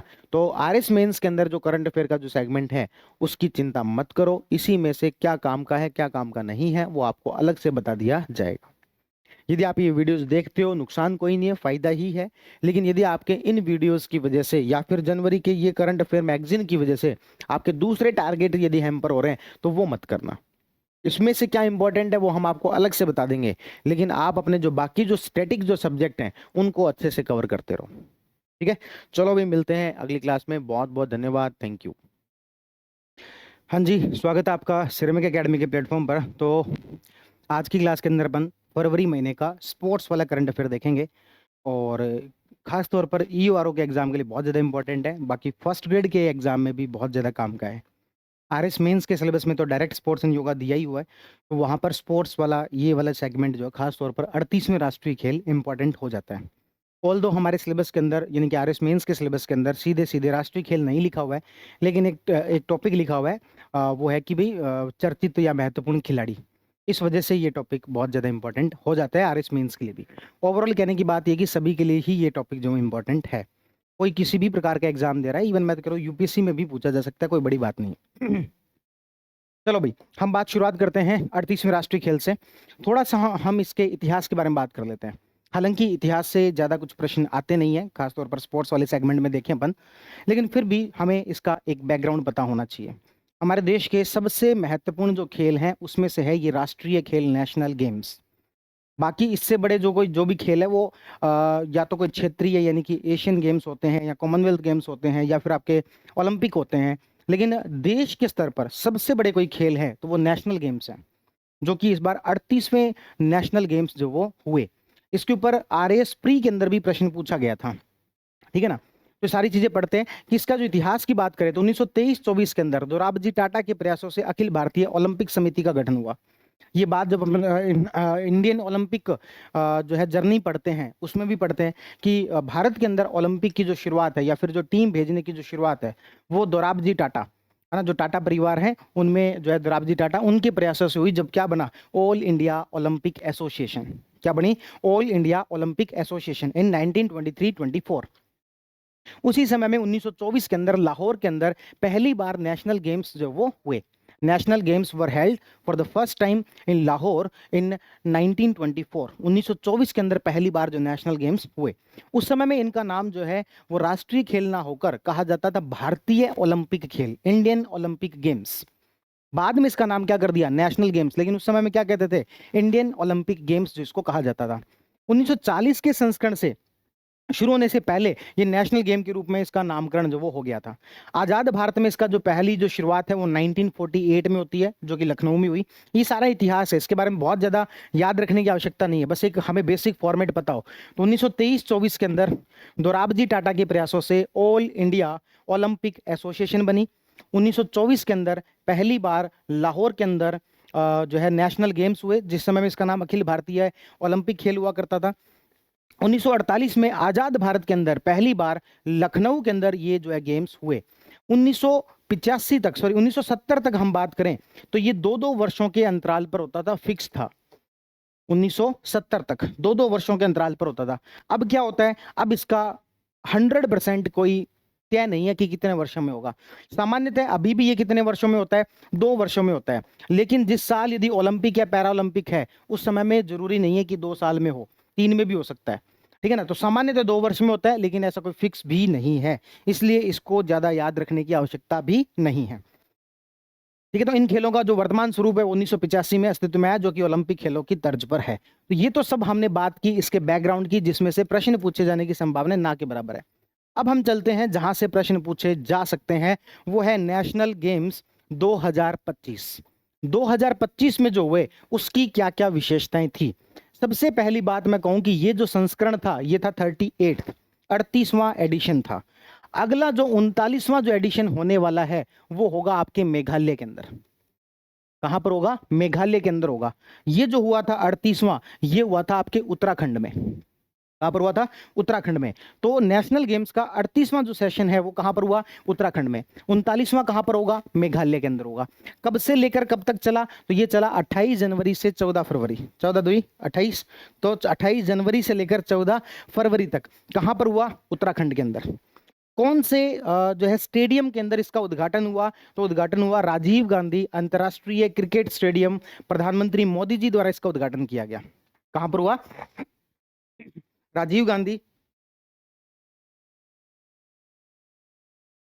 अंतर्राष्ट्रीय क्रिकेट स्टेडियम, जो कि कहां पर है? तो ये आपके देहरादून में। इसी नाम से एक स्टेडियम जो हैदराबाद के अंदर भी है, राजीव गांधी अंतर्राष्ट्रीय क्रिकेट स्टेडियम हैदराबाद में भी है, लेकिन ये यहाँ पर जो बात चल रही है वो देहरादून उत्तराखंड की चल रही है। इसका उद्घाटन किसके द्वारा किया गया? प्रधानमंत्री मोदी जी के द्वारा। इसी से हम अनुमान लगा सकते हैं कि ये हमारे लिए कितने महत्वपूर्ण खेल है, जिसका उद्घाटन खुद मोदी जी ने किया। इसका समापन कहां पर हुआ? तो वो भी उत्तराखंड में एक जगह पड़ती है हल्द्वानी, और उसका समापन किसने किया? तो मोटा भाई ने किया, केंद्रीय मंत्री अमित शाह ने। भारतीय ओलंपिक संघ ने मेघालय को ध्वज सौंपा, क्योंकि 39वें राष्ट्रीय खेलों की मेजबानी कौन करेगा? मेघालय जो करेगा। तो एक बार यहां तक की बात यदि मैं आपसे पूछूं तो बताओ कौन सा संस्करण था? तो आप कहोगे 38वां संस्करण था। कब से कब तक हुआ? तो आप कहोगे 28 जनवरी से लेकर 14 फरवरी तक ये चला। कहां पर हुआ? तो आप कहोगे उत्तराखंड के अंदर हुआ। उत्तराखंड में भी मैं आपसे पूछूं उद्घाटन कहां पर हुआ? तो आप कहोगे उद्घाटन हुआ आपके राजीव गांधी क्रिकेट स्टेडियम, जो कि कहां पड़ता है? देहरादून के अंदर। किसने उद्घाटन किया? तो आप कहोगे नरेंद्र मोदी जी ने किया। मैं आपसे पूछूं इसका समापन कहां पर हुआ? तो आप कहोगे समापन हल्द्वानी के अंदर हुआ। और वो किसने किया? तो वो आपके अमित शाह जी ने किया। अगला जो संस्करण है वो कहां पर होने वाला है? तो 39वां जो संस्करण है वो होगा आपके मेघालय के अंदर। वो कहां होगा? मेघालय के अंदर। ठीक है, अब देखते हैं और बातें। जैसे कि अपन ओलंपिक का एक शुभंकर देखते हैं, है ना, उसी तरीके से एक लोगो देखते हैं। तो उसी प्रकार से यदि हम बात करें कि इस राष्ट्रीय खेलों का शुभंकर क्या था, तो इसका शुभंकर था माउली। क्या था? माउली। ये एक तरीके का पक्षी है जो कि उत्तराखंड का राज्य पक्षी है, जिसका नाम है मोनाल। क्या नाम है? मोनाल। तो मोनाल से ही एक नाम प्रेरित है जिसका नाम क्या है? माउली। तो इसका जो शुभंकर मैस्कोट जिसको बोलते हैं, मैस्कोट जो कौन था? तो माउली था। ठीक है, और यदि मैं बात करूं कि इसका ध्येय वाक्य यानी कि इसका मोटो क्या था, इसमें मोटो लिखा नहीं हुआ, अपडेट कर लेना। संकल्प से शिखर तक। संकल्प से शिखर तक। यदि पूछ लिया जाए राष्ट्रीय खेलों का ध्येय वाक्य मोटो क्या था, तो इसका मोटो था संकल्प से शिखर तक। तो हमें ध्येय वाक्य याद रखना है, संकल्प से शिखर तक। इसका मैस्कोट यानी कि जो शुभंकर है वो याद रखना है, माउली। क्या था? माउली। ओलंपिक जो मशाल है वो कौन लेके गई? तेजस्विनी। 10,000 से भी ज्यादा एथलीट ने जिसके अंदर भाग लिया। एग्जैक्ट नंबर की बात करें तो 11,354 एथलीट जो है इसके अंदर भाग लिए। ठीक है ना। कुल खेल की बात करें तो 35 इसके अंदर खेल हुए, और 47 जो है वो प्रतिस्पर्धाएं हुई। कितने खेल? 35। और इसके अंदर कितने अलग अलग कंपटीशन? 47। ठीक है, ये भी प्रश्न जो पूछा गया था आपके आरएस प्री के अंदर। दो स्टेटमेंट थे। पहला स्टेटमेंट था कि अगला जो 38वां राष्ट्रीय खेल है वो उत्तराखंड में होने वाला है। पहला स्टेटमेंट सही था। दूसरा ये था कि 35 खेल होने वाले हैं, तो ये 35 खेल और कितनी स्पर्धाएं? 47। इसके अंदर देखो मलखंब और जो योगासन है वो शुरुआत में प्रदर्शनात्मक खेलों के अंदर, परफॉर्मिंग स्पोर्ट्स के अंदर शामिल किए गए थे। परफॉर्मिंग स्पोर्ट्स का मतलब ये होता है कि इनकी कोई ऐसे रैंकिंग वैंकिंग नहीं आएगी, इसमें कोई मेडल नहीं मिलेंगे। हाँ, बस जब शुरुआत हुई तो उसमें परफॉर्म किया जाएगा। जैसे मान लो योगासन है, अब योगासन के अंदर कोई रैंकिंग नहीं निकालनी, बस योग को परफॉर्म करके बताओ। ऐसे ही मलखंब है ना। मलखंब एक इस तरीके से एक लंबा सा जो खंबा यहाँ पर होता है, और उसके आसपास जो इस तरीके से ये करतब दिखाते हैं उसको मलखंब बोलते हैं। तो ऐसा ही मलखंब और एक योगासन जो है, इसको शुरुआत में केवल परफॉर्मिंग स्पोर्ट्स के रूप में लिया गया, लेकिन बाद में इसको भी पदक के अंदर जोड़ दिया गया। बाद में इसको भी पदक के अंदर जोड़ दिया गया। उसी तरीके से दो और खेल थे जो कि सिर्फ परफॉर्मिंग स्पोर्ट्स के रूप में ही थे। एक था कलारीपयट्टू। कलारीपयट्टू क्या है? कलारीपयट्टू जो है वो केरल के अंदर होने वाला एक तरीके का मार्शल आर्ट है, जो कि संस्कृत जो गीत होते हैं, संस्कृत जो मंत्र होते हैं, उनके श्लोक पर चलने वाला एक कलारीपयट्टू क्या है? मार्शल आर्ट, जो कि कहाँ का है? केरल का। यूपीएससी प्री में क्वेश्चन पूछा जा चुका है कि कलारीपयट्टू क्या है। कलारीपयट्टू भारत की जो इंटेंजिबल हेरिटेज साइट है उसमें भी शामिल है। भाई भारत की ना आई थिंक 16 हो गई अभी, 16 इंटेंजिबल हेरिटेज साइट है। एक तो होता है कि कल्चरल हेरिटेज साइट, ठीक है, जो कि भारत में 42 है। जैसे आपके जयपुर है, धोलावीरा है। उसी तरीके से होता है इंटेंजिबल हेरिटेज साइट, यानी कि अमूर्त सांस्कृतिक विरासत। अमूर्त सांस्कृतिक विरासत में 16 है, जिसमें योग आता है, जिसमें दुर्गा पूजा आती है, जिसमें कुंभ का मेला आता है। उसी प्रकार से उसमें एक क्या आता है, कलारीपयट्टू। यूपीएससी का क्वेश्चन है ये कि कलारीपयट्टू निम्न में से क्या है, तो केरल में होने वाला एक मार्शल आर्ट जो कि संस्कृत श्लोक के आधार पर होता है। चलो अपन डिटेल में चले गए, वापिस मुद्दे पर आते हैं। तो कलारीपयट्टू और राफ्टिंग जो है वो केवल क्या थे, परफॉर्मिंग आर्ट थे। इनको पदक तालिका के अंदर शामिल नहीं किया गया। कुछ इसके अंदर बीच गेम भी थे। बीच यानी कि जो तट पर जो खेले जाते हैं, बीच फुटबॉल, बीच हैंडबॉल और बीच बास्केटबॉल। ठीक है, एक बार यहां तक की चीजों को हम याद करते हैं, उसके बाद आगे बढ़ेंगे। तो कौन सा संस्करण था, 38th। कब से कब तक हुआ, 28 जनवरी से 14 फरवरी। उद्घाटन कहां पर हुआ, देहरादून। किसने किया, नरेंद्र मोदी। समापन कहां पर हुआ, हल्द्वानी। किसने किया, अमित शाह। अगला संस्करण कहां होने वाला है, मेघालय के अंदर। इसका शुभंकर क्या है, माउली। शुभंकर क्या है इसका, माउली। और मैं से पूछूं इसका मोटो क्या है, ध्येय वाक्य क्या है, संकल्प से शिखर तक। संकल्प से शिखर तक। कितने खेल होंगे इसके अंदर, 35। कितने कंपटीशन, कितनी प्रतिस्पर्धाएं होंगी, 47। इसमें से मलखंब और योगासन जो है उसको शुरुआत में किस में रखा था, परफॉर्मिंग स्पोर्ट्स के रूप में, लेकिन बाद में पदक तालिका के अंदर इसको जोड़ा गया। और कलारीपयट्टू और जो राफ्टिंग है उसको किस में रखा गया, परफॉर्मिंग स्पोर्ट्स के अंदर। और बीच हैंडबॉल, बीच फुटबॉल, बीच रग्बी, ये सब भी जो खेले गए। ठीक है ना, तो यहां तक की बातें क्लियर है। अब हम देखते हैं पदक तालिका के बारे में कि फाइनल रिजल्ट क्या कुछ रहे। फाइनल रिजल्ट के अंदर सेना की जो टीम है, जिसका पूरा नाम है सर्विसेज स्पोर्ट्स कंट्रोल बोर्ड, सेना की तरफ से एक टीम होती है, services sports control board, SSCB। सेना की टीम ने सर्वाधिक यहां पर पदक प्राप्त किए। 68 गोल्ड मेडल, 26 सिल्वर और 27 ब्रॉन्ज, टोटल हुए 121। हालांकि अपन देखेंगे महाराष्ट्र ने और हरियाणा ने इनसे ज्यादा मेडल लिए, 201 और 153, लेकिन जो मेडल टैली होती है वो किसके बेस पर होती है, गोल्ड के बेसिस पर। टोटल मेडल के आधार पर नहीं होती है, किसके बेसिस पर होती है, गोल्ड के बेसिस पर होती है। और सेना वालों ने गोल्ड सबसे ज्यादा जीते, कितने, 68। महाराष्ट्र ने 54, हरियाणा ने 48। तो हमें बस कम से कम ये याद रह जाए कि टॉप 3 कौन थे, तो सेना, उसके बाद महाराष्ट्र और उसके बाद हरियाणा। सेना, उसके बाद कौन, महाराष्ट्र और उसके बाद कौन, हरियाणा। सबसे ज्यादा गोल्ड किसने जीते थे, सेना ने, लेकिन सबसे ज्यादा मेडल किसने जीते थे, आपके महाराष्ट्र ने, 201। ठीक है, तो ये न्यूनतम चीजें जो हमें याद रहनी चाहिए। उसके बाद अगली जो महत्वपूर्ण चीज हमें याद रहनी चाहिए वो है राजस्थान की रैंक। राजस्थान की रैंक थी 15वीं, जिसमें 9 तो गोल्ड जीते, 11 सिल्वर और 23 जो वो ब्रॉन्ज जो वो जीते। ठीक है, इस तरीके से 43 मेडल जो राजस्थान के द्वारा जीते गए। ठीक है, रैंक कौन सी रही, 15। कौन सी रैंक रही, 15। वापिस अपडेट करते हैं, वापिस इधर चलते हैं। बताओ पहली रैंक पर कौन रही, तो हम कहेंगे सेना की जो टीम है वो रही, जिसने कि कितने जो है वो गोल्ड जीते, 68। ठीक है, और दूसरी जो टीम नंबर पर कौन रही, महाराष्ट्र। तीसरे नंबर पर कौन रही, हरियाणा। सबसे ज्यादा मेडल किसने जीते, तो महाराष्ट्र ने 201। ठीक है ना, और हरियाणा जो है वो तीसरे नंबर पर रही। राजस्थान कौन से नंबर पर रही, 15वें नंबर पर। मेडल कैसे, 9, 11, 23।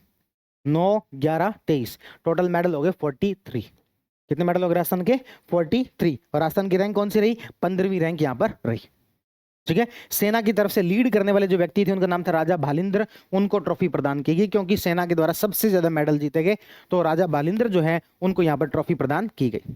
यहां तक कि क्या पहला पेज पूरा क्लियर है, इसमें से कोई भी क्वेश्चन आगे तो गलत थोड़ी करके आओगे, नहीं करके आओगे। आगे बढ़े, चलो भाई आगे बढ़ते हैं। आगे इसी गेम के बारे में और कुछ बातें जानते हैं कि ये जो गेम था इसको हरित पहल, फर्स्ट ग्रीन गेम्स के नाम से भी जाना जा रहा है। किस नाम से जाना जा रहा है, फर्स्ट ग्रीन गेम्स। क्यों, क्योंकि इसमें जितने भी ये अवार्ड वगैरह जो बने हैं ये सब आपके जो ई वेस्ट जो है, कचरा जो है, उसको रिफाइन करके बने हैं। इस वजह से सभी मेडल और ट्रॉफी जो वो ई कचरे से बनाई गई है। सभी जो ट्रॉफी वो किससे बनाई गई है, ई कचरे से बनाई गई है। इसके अलावा ये भी कहा कि भाई जो भी खिलाड़ी पदक जीतेगा उसके नाम से पेड़ लगाए जाएंगे। जो भी खिलाड़ी पदक जीतेगा उसके नाम से पेड़ भी लगाए जाएंगे। इसलिए इसे क्या माना जा रहा है, फर्स्ट ग्रीन गेम्स माना जा रहा है। यदि हम इसमें बात करें कि भाई सर्वाधिक मेडल वगैरह इंडिविजुअल लेवल पर व्यक्तिगत रूप से किसने जीते, तो देखो जब भी पूरी दुनिया में ओलंपिक की बात हो, नेशनल गेम की बात हो, जब भी इंडिविजुअल लेवल पर सबसे ज्यादा पदक जीतने की बारी आएगी तो स्विमिंग का नाम सबसे ऊपर होगा। क्योंकि उसमें कंपटीशन बहुत ज्यादा होते हैं। एक ही प्लेयर अलग अलग प्रकार के कई सारे कंपटीशन के अंदर पार्टिसिपेट करता है। मान लो क्रिकेट है, क्रिकेट के अंदर तो ज्यादा से ज्यादा क्या, एक गोल्ड आ जाएगा बस, और क्या, दूसरा तो आ ही नहीं सकता किसी भी हालत में। लेकिन स्विमिंग के कंपटीशन बहुत सारे होते हैं। दूसरा कुश्ती, कुश्ती में भी नहीं आ सकता, क्यों? क्योंकि कुश्ती में वेट कैटेगरी तो एक जैसी होती, एक ही होती है, फिक्स होती है। या तो आप 55 में खेलोगे, या 60 में खेलोगे, या 65 में खेलोगे। इसलिए कुश्ती वाले भी कभी इंडिविजुअल के अंदर बहुत ज्यादा आगे नहीं मिलेंगे। इंडिविजुअल गेम्स के अंदर सबसे ज्यादा आगे जो मिलेंगे वो कौन मिलेंगे? स्विमिंग वाले। मतलब जब भी अपन ओलंपिक की बात करते हैं तो फिलिप्स का नाम आता है, तो वो भी आपके किसमें है? स्विमिंग के अंदर है। इसी प्रकार से यहां पर भी हम यदि इंडिविजुअल गेम की बात करें तो धनिधि दे सिंधु, इनके पास में बहुत सारी निधि है। इनके पास में क्या है? बहुत सारी निधि है। क्यों? क्योंकि 9 गोल्ड जीत के लेके आई है। इनके पास में क्या है? बहुत सारी निधि है, क्योंकि ये 9 गोल्ड जीत के लेके आई हैं। ठीक है। कुल इन्होंने 11 पदक जीते, 1 सिल्वर, 1 ब्रॉन्ज और 9 गोल्ड। बेस्ट फीमेल एथलीट ये रही है धनिधि दे सिंधु। कौन? धनिधि दे सिंधु। ठीक है। सबसे ज्यादा गोल्ड, 9 गोल्ड, 1 रजत और 1 कांस्य, टोटल 11 पदक। इसी प्रकार से पुरुषों के अंदर हम बात करें तो कौन जीत के लेके गए? श्री हरि नटराजन, वो भी तैराक हैं। ये भी कर्नाटक के हैं, ये भी कर्नाटक के हैं। ये बेस्ट मेल एथलीट रहे। ये भी 9 गोल्ड जीत के लेके आए और 1 जो है वो सिल्वर मेडल, टोटल जो वो टोटल 10 पदक जीत के लेके आए। तो हरि नटराजन और धनिधि दे सिंधु, ठीक है ना। तो हरि के पास में बहुत सारी क्या है? निधि। हरि के पास में बहुत सारी क्या है? निधि। तो ये ध्यान रखना, हरि और निधि दोनों इंडिविजुअल के अंदर अच्छे प्रदर्शन किए। दोनों ने 9 गोल्ड और 1 सिल्वर जीता। बस धनिधि ने 1 ब्रॉन्ज मेडल जो वो एक्स्ट्रा जीता। बात क्लियर है यहाँ तक की? आगे बढ़ते हैं। अब हम बात करते हैं राजस्थान के प्रदर्शन के बारे में। राज्य के 421 खिलाड़ियों ने भाग लिया। राजस्थान दल के जो ध्वजवाहक थे वो थे ओम प्रकाश मिठारवाल, शूटिंग के अंदर है ओम प्रकाश मिठारवाल। राजस्थान की रैंक कौन सी रही? 15। राजस्थान ने पदक कितने जीते? 43। 9 11 23, 9 11 23, ठीक है ना। सर्वाधिक जो पदक हमने किसमें जीते? वुशु के अंदर 4 पदक जो जीते वुशु के अंदर। मोनिका जाट जो साइकिलिंग, राजस्थान के लिए पहला पदक जो है किसने जीता? मोनिका जाट ने। कौन सा गेम है? Cycling. 30 kilometre road individual time trail के अंदर इन्होंने पदक जीता। राज्य के स्वर्ण पदक कितने आए? स्वर्ण पदक 9। धनिधि सिंधु अकेले कितने जीत गए? 9। हरि नटराजन अकेले कितने जीत गए? 9। राजस्थान ने कितने भी जीते? 9। तो उन्होंने भी 9, 9 और 9, ठीक है। तो यहां पर राजस्थान की तरफ से जो गोल्ड मेडल है वो कौन कौन लेके आए? तो ये 9 लोग हैं जो कि राजस्थान की तरफ से गोल्ड मेडल लेके आए। राजस्थान की तरफ से पहला मेडल कौन लेके आया? मोनिका जाट, साइकिलिंग उनका गेम है। राजस्थान की तरफ से उद्घाटन समारोह के अंदर कौन था? तो ओम प्रकाश मिठारवाल जो कि शूटिंग से हैं। और राजस्थान की तरफ से 9 गोल्ड मेडल कौन जीत के लेके आए? एक है शुभम गोरा जो कि जयपुर से हैं वुशु गेम के अंदर। अच्छा, राजस्थान की तरफ से सबसे ज्यादा गोल्ड किसमें? वुशु के अंदर। कितने? 4। महक शर्मा कोटा से हैं वुशु के अंदर। निकिता बंसल गंगानगर से हैं वुशु के अंदर। नीलम चौधरी जयपुर से हैं वुशु के अंदर। तो शुभम गोरा, महक शर्मा, निकिता बंसल और नीलम चौधरी, चारों का गेम कौन सा है? वुशु। और इनका जिला याद रह जाए और अच्छी बात है। और इनके जो कौन से कैटेगरी के अंदर खेलते हैं वो याद रखना और थोड़ा सा क्या हो जाएगा? मुश्किल हो जाएगा। आगे बढ़ते हैं। हरचरण सिंह गंगानगर से हैं। देखो गंगानगर वाला ने इस बार खूब बाजी मारी है भाई। निकिता बंसल, हरचरण सिंह दोनों कहां से है? गंगानगर से। वैसे भी सिंह नाम आ गया, हरचरण सिंह सरदार आ गए, तो अब मान लेना गंगानगर या हनुमानगढ़ का मिलेगा। तो हरचरण सिंह जो गंगानगर वेट लिफ्टिंग के अंदर, ठीक है। और प्रद्युमन सिंह राठौड़ कैनाइंग और काइंग करके गेम होता है, वो जो नहीं होता जिसमें कि एक बोट सी होती है और वो चप्पू चलाते रहते हैं, उसको क्या बोलते हैं? कयाकिंग बोलते हैं, है ना। हाँ। रजत चौहान तीरंदाजी, बहुत फेमस प्लेयर हैं रजत चौहान। अनंतजीत सिंह नरूका ओलंपिक के अंदर खेले थे, जयपुर के निशानेबाजी स्किट स्पर्धा के अंदर खेलते हैं। पुरुष बीच कबड्डी टीम पहली बार भाग लेते हुए स्वर्ण पदक जीता, हरियाणा को 44-42 से रहा। हरियाणा को 44-42 से रहा। तो 9 लोगों ने राजस्थान की तरफ से गोल्ड मेडल जीते। एक बार कम से कम नाम जरूर अच्छे से देख के जाना है। शुभम गोरा जयपुर वुशु, महक Sharma Kota wushu, Nikita Bansal Ganganagar wushu, Neelam Chaudhary Jaipur wushu. इसकी कोई ट्रिक वगैरह बने तो बना लेना भाई। शुभम, महक, निकिता, नीलम, क्या तुम्हारे लिए सनम बहुत सारे मेडल ले आएंगे। क्या कर देंगे? सनम तुम्हारे लिए बहुत सारे मेडल ले आएंगे। सनम का मतलब क्या है? शुभम, महक, निकिता और नीलम, ये चारों के चारों किसके अंदर है? वुशु के अंदर है, ठीक है ना। हरचरण सिंह, प्रद्युमन सिंह राठौड़, रजत चौहान, अनंतजीत सिंह नरूका और पुरुष बीच कबड्डी लीग किसको रहा? पुरुष बीच कबड्डी लीग ने टीम ने हरियाणा को 44-42 से जो वो हराया। आगे बात करते हैं, गुरु निधान और हर्षवर्धन ने कलारीपयट्टू में कांस्य पदक जीता, लेकिन इन्हें राजस्थान के कुल पदकों में शामिल नहीं किया गया। ठीक है ना, क्यों? क्योंकि देखा था हमने, ये तो क्या थे, सिर्फ परफॉर्मिंग स्पोर्ट्स थे। कौन कौन से? कलारीपयट्टू और एक आपके जो है वो राफ्टिंग। तो इन्होंने यहाँ पर ब्रॉन्ज मेडल जीता, लेकिन इनको कुल पदक के अंदर शामिल नहीं किया गया। तो राजस्थान की कुल पदक तालिका की बात करें तो राजस्थान ने कुल यहाँ पर 9 गोल्ड जीते, 11 सिल्वर जीते और 23 ब्रॉन्ज जीते। टोटल हो गए 43 मेडल। कितने? 43। सबसे ज्यादा किसमें जीते? वुशु के अंदर 4 गोल्ड, 1 सिल्वर, 7 ब्रॉन्ज, सबसे ज्यादा 12 मेडल। अब बाकी सब में याद रखने की आवश्यकता नहीं है कि अलग अलग गेम में कौन से गेम में कितने जीते, सारे याद रखने की आवश्यकता नहीं है। सबसे ज्यादा किसमें जीते? वुशु में 4 1 7 4 1 7। टोटल कितने हो गए? 12। क्या याद रहने की संभावना है? क्या याद रह जाएगा नेशनल गेम? एक बार मुझे नेशनल गेम की सारी बातें बताएंगे, मुझे बताएंगे कौन सा अधिकरण, ये आपके संस्करण था 38वां, कहां पर हुआ? उत्तराखंड में। 39वां कहां पर होगा? मेघालय के अंदर। इसका मोटो क्या था? संकल्प से शिखर तक। और इसका मैस्कोट क्या था? माउली। क्या था? माउली। इसका उद्घाटन कहां पर हुआ? राजीव गांधी स्टेडियम, जो कि कहां पर पड़ता है? देहरादून। किसने किया? नरेंद्र मोदी ने। और इसमें जो वो मशाल कौन लेके चल रही थी? तेजस्विनी। और इसका समापन कहां पर हुआ? हल्दीना, जो कि किसने किया? आपके अमित शाह जी ने। और क्या पढ़ा था? कुल कितने खेल हुए? 35। कितने कंपटीशन हुए? 47। सबसे ज्यादा पहले नंबर पर कौन रही? सेना। कितने गोल्ड? 68। दूसरे पर कौन रही? महाराष्ट्र। सबसे ज्यादा मेडल किसने? महाराष्ट्र ने, 201। तीसरे पर कौन? हरियाणा। राजस्थान की रैंक कौन सी? 15। 9 11 23। ठीक है ना। और सबसे ज्यादा इंडिविजुअल के अंदर जब पदक कौन लेके आई? धनिधि दे सिंधु। कौन से गेम के अंदर? तैराकी के अंदर। कहां से हैं? कर्नाटक से। कितने गोल्ड? 9। 1 सिल्वर और 1 ब्रॉन्ज। और मेल के कैटेगरी में देखें तो हरी नटराजन, ये भी कहां से है? कर्नाटक से। कौन सा गेम? तैराकी। कितने गोल्ड? 9। सिल्वर कितना? 1। और राजस्थान के अंदर सर्वाधिक जो मेडल है वो किससे आए? वुशु से। 4 1 और 7। 4 गोल्ड की पहले बात कर लेते हैं। सनम, तुम्हारे लिए तो क्या करेंगे? बहुत सारे गोल्ड ले आएंगे। सनम का मतलब शुभम गोरा। कहां से हैं? आपके जयपुर से। गेम कौन सा है? वुशु। एन का मतलब निकिता बंसल। कहां से हैं? गंगानगर से। गेम कौन सा? वुशु। और यहां पर एम का मतलब महक शर्मा। और एन का मतलब और क्या था? एक और था ना, एन क्या कहना था? निकिता, नीलम चौधरी। नीलम चौधरी। ठीक है, इन चारों का गेम कौन सा है? वुशु। हरचरण सिंह, वो भी गोल्ड जीत लेके आए। Weight lifting. रजत चौहान के नाम से वाकिफ होंगे। आर्चरी, अदनजीत सिंह नरूका। स्किट स्पर्धा के अंदर निशानेबाजी। और पुरुष जो है वो आपके कबड्डी की टीम। इस तरीके से पूरी बात हमने पढ़ी किसके बारे में? आपके नेशनल गेम्स के बारे में। क्या इतनी सारी बातें आपको अच्छे से याद रह जाएंगी? चलो भाई, और अब बढ़ते हैं अपन आगे। आगे बढ़ने पर हम बात करते हैं 9वें शीतकालीन एशियाई गेम्स के बारे में। पहले तो हम देखते हैं कि हमारे पूरे दुनिया के अंदर सबसे बड़े जो कोई गेम है तो वो है आपके ओलंपिक गेम, जिसमें पूरी दुनिया भाग लेती है। उसके बाद यदि कोई बड़े गेम है तो वो है आपके कॉमनवेल्थ गेम, जिसमें ब्रिटेन के जो गुलाम कभी देश रहे थे वो जो है भाग लेते हैं कॉमनवेल्थ गेम्स।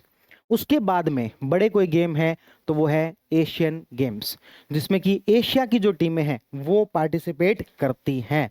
अब ये जो एशियन जो गेम्स हैं वो भी अलग अलग प्रकार के होते हैं। एक गर्मियों में होते हैं, और ये वाले जो गेम थे इसको अपन बोलते हैं विंटर गेम्स। कौन से गेम बोलते हैं? Winter games. In winter games को सामान्यतः इतना कोई सीरियसली नहीं लेता है। जो मुख्य जो गेम होते हैं ग्रीष्मकालीन, उसको ज्यादा सीरियसली लेते हैं। विंटर गेम्स जो है ये था इसका 9वां एडिशन। कौन सा एडिशन था? 9वां। तो एशियन के अंदर भी कौन से गेम की बात चल रही है? यहाँ पर विंटर गेम्स की बात जो वो चल रही है। ये 7 से लेकर 14 फरवरी तक हुए। 7 से लेकर 14 फरवरी तक। वो कब से कब तक थे? 28 जनवरी से 14 फरवरी। जो नेशनल गेम है अभी थोड़ी देर पहले देख रहे थे ना, 28 जनवरी से 14 फरवरी। 14 दूनी 28, और ये 7 फरवरी से 14। 7 दूनी 14। ठीक है ना। तो इस तरीके से याद रख लेना। कहां पर हुए? हार्बिन, चीन के अंदर हुए। कहां पर हुए? हार्बिन, चीन के अंदर। इसलिए इस 9वें एशियाई खेल को हार्बिन गेम्स भी कहते हैं। These games are also known as Harbin games. ठीक है, कहां पर हुए थे ये? हार्बिन के अंदर हुए थे। कुल शामिल देश इसमें थे 34। कितने देश थे? 34। इसमें भूटान, कंबोडिया और सऊदी अरब ने पहली बार भाग जो वो लिया था। ठीक है, तो ये रखना, भूटान, कंबोडिया, सऊदी अरब ने पहली बार भाग लिया। मेन बात यह कि कितने गेम, कितने देश थे? 34 देश थे इसके अंदर। इसमें 11 तो खेल हुए और 64 प्रतिस्पर्धाएं हुई। खेल कितने हुए? 11, प्रतिस्पर्धाएं कितनी? 64। उसमें बताओ खेल कितने थे? 35, प्रतिस्पर्धाएं कितनी थी? 47। यहां पर कितने हैं गेम? कितने हैं? 11, और प्रतिस्पर्धाएं कितनी है? 64। कितनी है? 64। इसका जो शुभंकर था, मैस्कोट जो था, ये थे बिन बिन और निनी। क्या थे? बिन बिन और निनी। तो ये दो ऐसे छोटे छोटे कार्टून टाइप के बाघ जो थे वो थे बिन बिन और निनी। ये एकता और शीतकालीन खेलों के प्रति प्रेम का प्रतीक है, बिन बिन और निनी। उसका क्या था नेशनल गेम्स का मैस्कोट? माउली। क्या था? माउली। और इसका क्या था? बिन बिन और निनी। आगे बढ़ते हैं। इसका आदर्श वाक्य था dream of winter, love among Asia. Dream of winter, love among Asia. ठीक है ना, एशिया में प्रेम, बस इतना याद रख लेना, पूरा याद रखने की आवश्यकता नहीं है, या फिर विंटर वाला याद रख लेना क्योंकि विंटर गेम्स है। तो dream of winter, love among Asia. उसका क्या था नेशनल गेम का? संकल्प से शिखर तक। पदक तालिका की बात करें तो इसमें चीन जो पहले नंबर पर रहा, 32 मेडल, 32 गोल्ड जीत के लेके गया, और जो वो 85 जो है वो कुल मेडल जो ये जीत के लेके गया। और दक्षिण कोरिया दूसरे नंबर पर रहा, और जापान जो वो तीसरे नंबर पर रहा। भारत का एक ही पदक हाथ ही नहीं आया, एक भी पदक हाथ नहीं आया। तो भारत 59 खिलाड़ियों ने भाग लिया था, भारत ने कोई पदक जो यहाँ पर नहीं जीता। 9 देश ऐसे थे जिसने की पदक तालिका में पहली बार खाता जो खोला था, लेकिन भारत अपना खाता इसके अंदर नहीं खोल पाया। तो पहली रैंक पर कौन आया? चाइना। दूसरे पर कौन? दक्षिण कोरिया। तीसरे पर कौन? जापान। इसलिए हम इस खेल को इतना सीरियसली नहीं ले रहे, क्योंकि अपने वालों के हाथ कुछ आया नहीं। तो 16 दूनी 32। तो पहले नंबर पर कौन रहा? चीन। दूसरे पर कौन रहा? दक्षिण कोरिया। तीसरे पर कौन रहा? जापान। एक दो एक्स्ट्रा बातें यदि अपन करें तो बस कुछ खास नहीं है। ये जो आपके डिजाइन है, ये जो बनाया है, ये वहां की कोई एकेडमी है, academy of arts and designs of, और एक एकेडमी का नाम है तिनसुग हुआ। क्या नाम है? सिंह हुआ। इस एकेडमी ने ये कोई डिजाइन बनाया था, बाकी कोई खास काम की बातें नहीं। तो एक बार बताओ मुझे, क्या ये सारी बातें याद हुई क्या? देखते हैं, फिर से देखते हैं। तो हमने कहा कौन सा गेम पढ़ रहे अपन?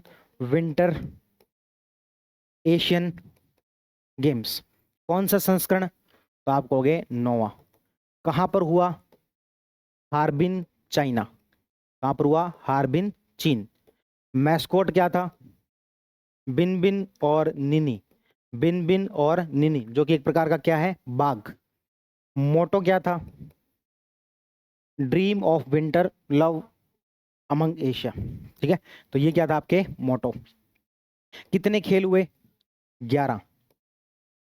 कितनी स्पर्धाएं हुई? 64। कितने देशों ने भाग लिया? 34, जिसमें भूटान, कंबोडिया, सऊदी अरब ने पहली बार। पहले नंबर पर कौन रहा? चीन, 32 गोल्ड के साथ। दूसरे पर दक्षिण कोरिया, 16 गोल्ड, और तीसरे पर जापान। भारत कोई भी पदक नहीं जीत पाया। 9 देशों ने पहली बार खाता जो यहाँ पर खोला। 59 खिलाड़ी ने भारत ने भाग लिया था। कोई बात रह थोड़ी गई। 7 से 14 फरवरी के बीच में ये हुआ, याद रह जाएगी। 9th Asian winter games. आगे बढ़ते हैं अगले गेम की तरफ, वो है खेलो इंडिया विंटर गेम्स। कौन से? खेलो इंडिया विंटर गेम। पहले एक आधार रूपरेखा देख लेते हैं। भारत के अंदर एक योजना शुरू की गई जिसका नाम था खेलो इंडिया योजना। कौन सी योजना? खेलो इंडिया योजना। ये जो खेलो इंडिया योजना है, इसके अंदर 3 प्रकार के गेम होते हैं। एक जिसको हम बोलते हैं खेलो इंडिया स्कूल गेम्स, एक जिसको क्या बोलते हैं? खेलो इंडिया स्कूल गेम्स। पहले बोलते थे खेलो इंडिया स्कूल गेम्स, आजकल इसको बोलते हैं खेलो इंडिया यूथ गेम्स। ठीक है, दूसरे जिसको हम बोलते हैं खेलो इंडिया यूनिवर्सिटी गेम्स। खेलो इंडिया यूनिवर्सिटी गेम्स। तीसरे जिसे हम बोलते हैं खेलो इंडिया विंटर गेम्स। खेलो इंडिया विंटर गेम्स। अभी मैं जो बात कर रहा हूं वो किसकी बात कर रहा हूं? खेलो इंडिया विंटर गेम्स की बात कर रहा हूं। ये इसका 5वां संस्करण था, खेलो इंडिया विंटर गेम्स। यदि मैं आपसे तुक्का लगाने का कहूं कि भारत के अंदर खेलो इंडिया विंटर गेम हुए, बताओ कहाँ हुए, क्या तुक्का लगाओगे? तुक्का लगाओ कहाँ हुए होंगे? जहां पर सबसे ज्यादा विंटर रहेगी वहीं तो होंगे। सबसे ज्यादा विंटर पूरे भारत में कहाँ रह सकती है? राजस्थान में या फिर पंजाब में? अरे शिमला हिमाचल, उससे ऊपर भी कोई दुनिया बसती है, लद्दाख। कहाँ पर? लद्दाख और जम्मू कश्मीर। कहाँ पर? लद्दाख और जम्मू कश्मीर। तो जो खेलो इंडिया विंटर गेम है वो कहाँ पर हुए? लद्दाख और जम्मू कश्मीर में। एक्चुअल में ये दो अलग अलग फेजेस के अंदर, दो अलग अलग चरणों के अंदर हुए। पहली बात तो इसका ये कौन सा एडिशन था, तो हम कहेंगे जी पांचवा। कितने चरणों में हुए? दो चरणों में। पहला चरण देखो, तारीख है मत याद रखना, अब पहला चरण लेह लद्दाख के अंदर हुआ, और दूसरा जो चरण है वो जम्मू कश्मीर के अंदर हुआ। होना तो था कि 21 से 25 फरवरी को, लेकिन ये हुए 9 से 12 मार्च को। कब हुए? 9 से 12 मार्च को। इसलिए इस मैगजीन के अंदर जो कि फरवरी महीने का करंट अफेयर है, इसमें केवल प्रथम चरण को ही जो है वो कवर किया गया है। लेकिन अभी मैं जो आपको अपडेट करवाऊंगा, क्योंकि 12 मार्च तो जा चुकी है, हालांकि मैगजीन उससे पहले आ गई थी, इसलिए सेकंड जो फेज है वो इसमें कवर नहीं किया गया है। तो मैं आपको सेकंड फेज भी यहाँ पर कवर करवा दूंगा, जो भी अपडेट है वो भी बता दूंगा। तो 9 से 12 मार्च को इसका सेकंड फेज हुआ, वो कहां पर हुआ? जम्मू कश्मीर में। इस तरीके से हमने कहा कि खेलो इंडिया जो गेम्स है वो कहां हुए, तो हम कहेंगे लद्दाख में और जम्मू कश्मीर। लद्दाख में इसका पहला फेज हुआ, जम्मू कश्मीर में इसका दूसरा फेज हुआ। और ये कौन सा एडिशन था? इसका पांचवा संस्करण था। कौन सा संस्करण था? पांचवा संस्करण था। अब देखते हैं कि इसका उद्घाटन समारोह कहां पर हुआ, तो एनडीए स्टेडियम है लेह लद्दाख के अंदर। पहला चरण तो वहीं हुआ ना, तो वहीं पर होगा। तो एनडीए स्टेडियम है कहां पर? लेह के अंदर। इसमें टोटल 6 ही खेल होते हैं। कितने खेल होते हैं? 6। मुझे बताओ नेशनल गेम में कितने खेल देख के आए? 35। जो आपके एशियन गेम थे उसमें कितने देख के आए? 11। यहां पर कितने देख रहे हैं? 6। ठीक है, याद रह जाएंगे क्या? 6 को 2 से मल्टीप्लाई करोगे 12 माइनस 1 11। 6 को 6 से मल्टीप्लाई करोगे 36 माइनस 1 35। तो 35 तो किसमें थे? राष्ट्रीय खेल में। स्पर्धाएं कितनी थी? 47।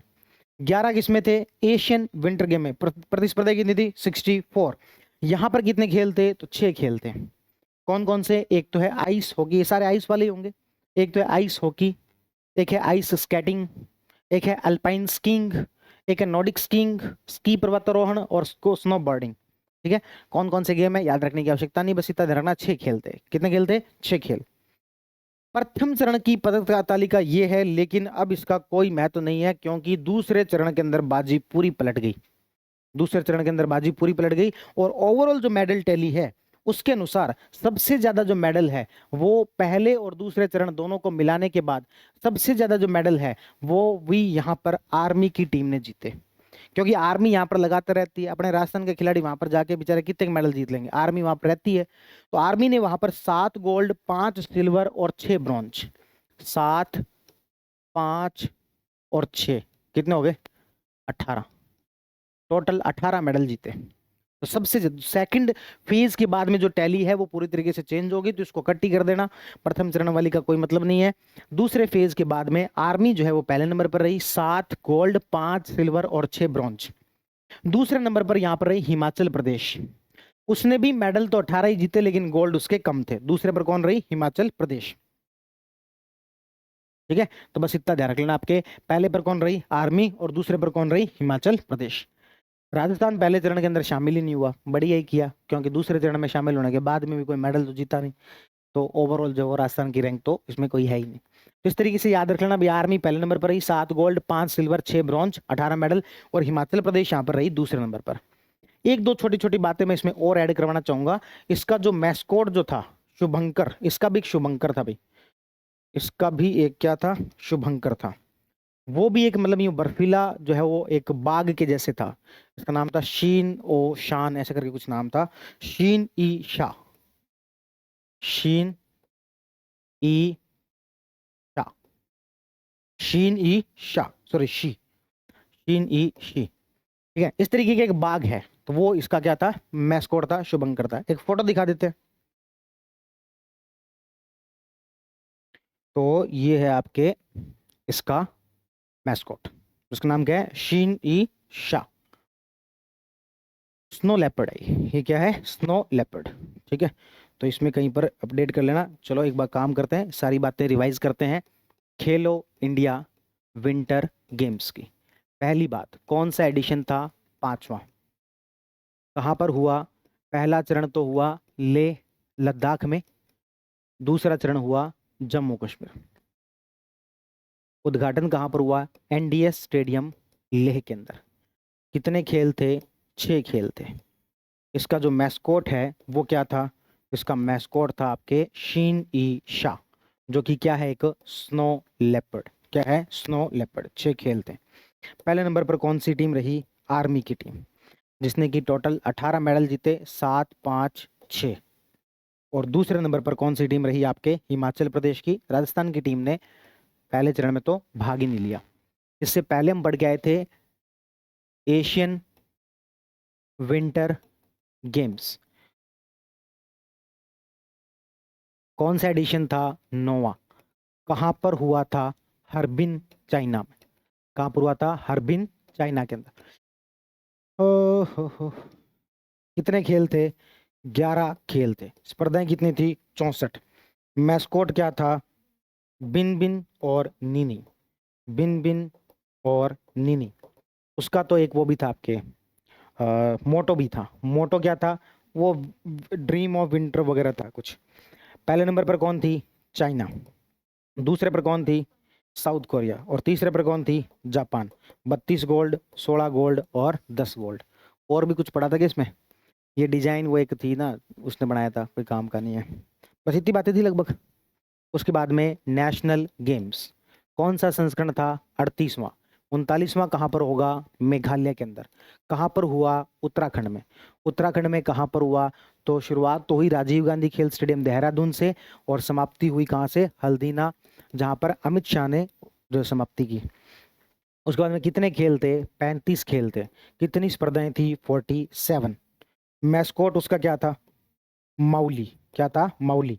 और उसका मोटो क्या था? संकल्प से शिखर तक। उसमें मेडल टैली की बात करें तो पहले नंबर पर कौन सी टीम थी? सेना की, जिसने 68 जो गोल्ड जीते थे। दूसरे नंबर पर महाराष्ट्र की, जिसने सबसे ज्यादा मेडल जीते थे। तीसरे पर जो वो हरियाणा की टीम जो यहाँ पर थी। राजस्थान की बात करें, 9, 11, 23 टोटल कितने हुए? 43। रैंक कौन सी? 15वीं।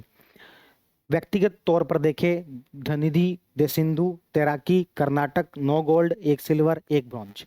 मेल के अंदर बात करें, Hari Natarajan 9 gold 1 silver 1 bronze. Rajasthan के अंदर 4 लोगों ने वुशु जीता। सनम तेरे लिए मेडल लेके आएंगे। एस का मतलब शुभम गोरा, एन का मतलब निकिता बंसल, एन का मतलब नीलम चौधरी, एम का मतलब महक शर्मा। चारों का गेम कौन सा था? वुशु। एक हरचरण सिंह थे गंगानगर से वेट लिफ्टिंग के अंदर। एक आपके रजत चौहान थे तीरंदाजी के अंदर। एक आपके पुरुष जो कबड्डी वाली जो टीम है, जिसने हरियाणा को 44-42 से हराया था, वो थे। एक अनंतजीत सिंह नरूका, जो कि स्किट स्पर्धा थी। तो इस तरीके से अपन ने देखा था। और सबसे ज्यादा मेडल अपन वुशु के अंदर 4 एक साथ, यानी कि टोटल 12 मेडल जो जीत के लेके आए थे। तो क्या ये तीनों गेम में से कोई प्रश्न आया तो झपटा मार के सही कर दोगे? नहीं कर दोगे? कर दोगे। अब बढ़ते हैं आगे अगले गेम्स की तरफ। एक बार मैं देख लेता हूँ कुछ पॉइंट रह तो नहीं गया। मैस्कोट बता दिया, हरियाणा वाला बता दिया। हाँ, एक चीज और बता देता हूँ, नायना श्री तल्लूरी। एक एक चीज इसमें और ऐड कर लेना, जो विंटर गेम था इसके अंदर एक लड़की है, 16 वर्ष एक लड़की है, नायना श्री तल्लूरी। नायना श्री तल्लूरी, ये है तेलंगाना की। इसने सबसे पहला गोल्ड मेडल जीता। इसके अलावा 3 गोल्ड लगातार जीतकर हैट्रिक लगा दी। क्या कर दिया? 3 गोल्ड लगातार जीतकर क्या किया? हैट्रिक लगाई। तो ये जो 16 वर्षीय जो खिलाड़ी है बहुत ज्यादा फेमस रही, नायना श्री तल्लूरी, जो कि आपके तेलंगाना की है, और जो है वो 3 गोल्ड लगातार जीतकर हैट्रिक बनाने वाली खिलाड़ी रही। आगे बढ़ते हैं। आगे बढ़ने पर अगला हमारा जो गेम आता है वो है 23वीं राष्ट्रीय पैरा एथलेटिक्स चैंपियनशिप। कौन सी? 23वीं राष्ट्रीय पैरा एथलेटिक्स। पहली बात, यहाँ पर पैरा से क्या समझ में आता है? तो जो दिव्यांग खिलाड़ी हैं उसके लिए अपन शब्द यूज करते हैं पैरा प्लेयर्स। तो यानी कि पैरा वो खिलाड़ियों की बात चल रही है। एथलेटिक्स मतलब क्या? तो ये जितने भी आपके भाला फेंकने वाला और ये जो दौड़ वाले, ये सारे जो गेम होते हैं, ये क्या कहलाते हैं? आपके एथलेटिक्स गेम कहलाते हैं। तो अब बात क्या चल रही है? नेशनल लेवल पर पैरा एथलेटिक्स का अलग से चैंपियनशिप हुई, और ये थी 23वीं राष्ट्रीय पैरा एथलेटिक चैंपियनशिप। इसका आयोजन जवाहरलाल नेहरू स्टेडियम चेन्नई के अंदर हुआ 17 से 20 फरवरी को। कहाँ पर हुआ? जवाहरलाल नेहरू स्टेडियम चेन्नई के अंदर, तमिलनाडु के अंदर जो है इसका आयोजन हुआ। इसका जो आपके क्या बोलते हैं, जो मैस्कोट था उसका नाम था गजवीरान, हाथी था एक बड़ा सा, क्या था? हाथी, गजवीरान। गज मतलब क्या? हाथी, ठीक है ना। तो राष्ट्रीय पैरा एथलेटिक्स का क्या था? गजवीरान, हाथी था। कुल टीमें 30 खेली, इतने इतने पैरा एथलेटिक्स, इतने इतने प्रतिस्पर्धा हुई। मेन बात यह है कि पहले नंबर पर कौन रहा? हरियाणा, दूसरे पर तमिलनाडु, तीसरे पर उत्तर प्रदेश, राजस्थान यहाँ पर चौथे नंबर पर। 13 गोल्ड, 23 सिल्वर और 26 ब्रॉन्ज, टोटल 62 मेडल। तो बस इतना याद रख लेना मेडल टैली में। पहले नंबर पर कौन रहा? हरियाणा, दूसरे पर तमिलनाडु, और राजस्थान कौन से नंबर पर रहा? चौथे नंबर पर। मुझे बताओ राजस्थान कौन से पर रहा? चौथे पर। नेशनल गेम में कौन से पर रहा था? 15वें पर। कौन से पर रहा था? 15वें पर। जबकि एशियन विंटर गेम में राजस्थान कहाँ से आ जाएगा? भारत खेल रहा है ना उसके अंदर, तो भारत ने कोई भी मेडल नहीं जीता था। और खेलो इंडिया विंटर गेम में उसमें भी जो है वो भाग नहीं लिया था। ठीक है, तो यहाँ पर राजस्थान कौन से नंबर पर रहा? चौथे नंबर पर। ठीक है, याद रह जाएगी बात। और इसमें हमें एक चीज जो एक्स्ट्रा याद रखनी है वो क्या है? गजवीरान जो इसका क्या था? शुभंकर था। ठीक है, बस इतनी सी बात याद रखनी है। आगे बढ़ते हैं। अगली बात आएगी क्रिकेट की। क्रिकेट ने में देखो भाई, इंग्लैंड ने भारत का दौरा किया, 5 T20 खेले, भारत 4-1 से जीत गया। मैन ऑफ द सीरीज कौन रहे? वरुण चक्रवर्ती, काफी ज्यादा चर्चा में रहे। 3 वनडे भी खेले, भारत 3-0 से जीत गया। शुभमन गिल जो है वो मैन ऑफ द सीरीज रहे। ये वाली इतनी इंपॉर्टेंट नहीं है, जो कि मतलब बायलैटरल जो सीरीज होती है वो उतनी इंपॉर्टेंट नहीं होती है एग्जाम के पॉइंट ऑफ व्यू से। एग्जाम के पॉइंट ऑफ व्यू से हमारे लिए जो ज्यादा इंपॉर्टेंट है वो कौन सी ट्रॉफी है? Champions trophy 2025। अब देखो, चैंपियन ट्रॉफी भी मार्च के अंदर हुई, इसलिए ये इस मैगजीन के अंदर ठीक तरीके से कवर नहीं की गई है, तो वो मैं करवा देता हूं। क्योंकि ये जो मैगजीन है वो फरवरी महीने तक की है, और ये 10-12 मार्च के आसपास में जो इसका फाइनल हुआ था, आई थिंक 9 मार्च को हुआ था, आपको ज्यादा एग्जैक्ट डेट याद होगी, 9 मार्च को आई थिंक इसका फाइनल हुआ था, इसलिए ज्यादा अच्छे से इसको कवर नहीं किया गया। पर मैं कुछ चीजें अपडेट करवा देता हूँ चैंपियंस ट्रॉफी के अंदर। पहली बात, जो चैंपियंस ट्रॉफी है ये इसका 9वां संस्करण था। कौन सा संस्करण था? 9वां। एशियन विंटर गेम का भी कौन सा देखा था? 9वां देखा था। एशियन विंटर गेम का भी कौन सा देखा था? 9वां देखा था। चैंपियंस ट्रॉफी का भी कौन सा जो है ये था? 9वां ही था। अगली अच्छी कहां पर हुई थी? पाकिस्तान के अंदर और दुबई के अंदर, यूएई। तो ये जो है चैंपियंस ट्रॉफी कहां पर हुई थी? पाकिस्तान और दुबई के अंदर। और आपको पता ही होगा कि भारत ने जो है मना कर दिया था कि हम पाकिस्तान के अंदर नहीं खेलेंगे, हम पाकिस्तान के अंदर नहीं खेलेंगे। और भारत और पाकिस्तान के जो मैच थे वो दुबई के अंदर हुए। तो बड़ा एक अच्छा सा जोक भी चला था कि भाई पहले भारत ने पाकिस्तान के साथ जो मैच है, या फिर हम कहें पहले भारत ने मैचेस को पाकिस्तान से बाहर कराया, और फिर भारत ने पाकिस्तान को चैंपियनशिप से ही बाहर कर दिया। ठीक है, तो यानी कि पाकिस्तान और दुबई के अंदर मैच हुए ये, लेकिन भारत के जो मैच थे वो पाकिस्तान में ना होकर दुबई में हुए। फाइनल में भारत पहुंच चुकी थी, इसलिए फाइनल भी कहां पर हुआ? दुबई के अंदर हुआ। तो ओवरऑल हम बात करें कि इसका आयोजन कहां पर हुआ? पाकिस्तान और यूएई के अंदर, जो कि कौन सा संस्करण था? 9वां संस्करण। ध्यान रखना, अगला जो संस्करण है, 10वां जो संस्करण है वो भारत के अंदर होगा भाई।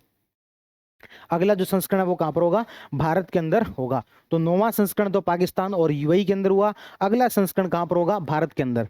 इसका जो ऑफिशियल जो गीत था वो था जीतो बाजी खेल के। क्या था? जीतो बाजी खेल के। फाइनल मैच किन किन के बीच में हुआ? तो फाइनल मैच भारत और न्यूजीलैंड के बीच में हुआ। भारत और न्यूजीलैंड के बीच में हुआ। कहां पर हुआ?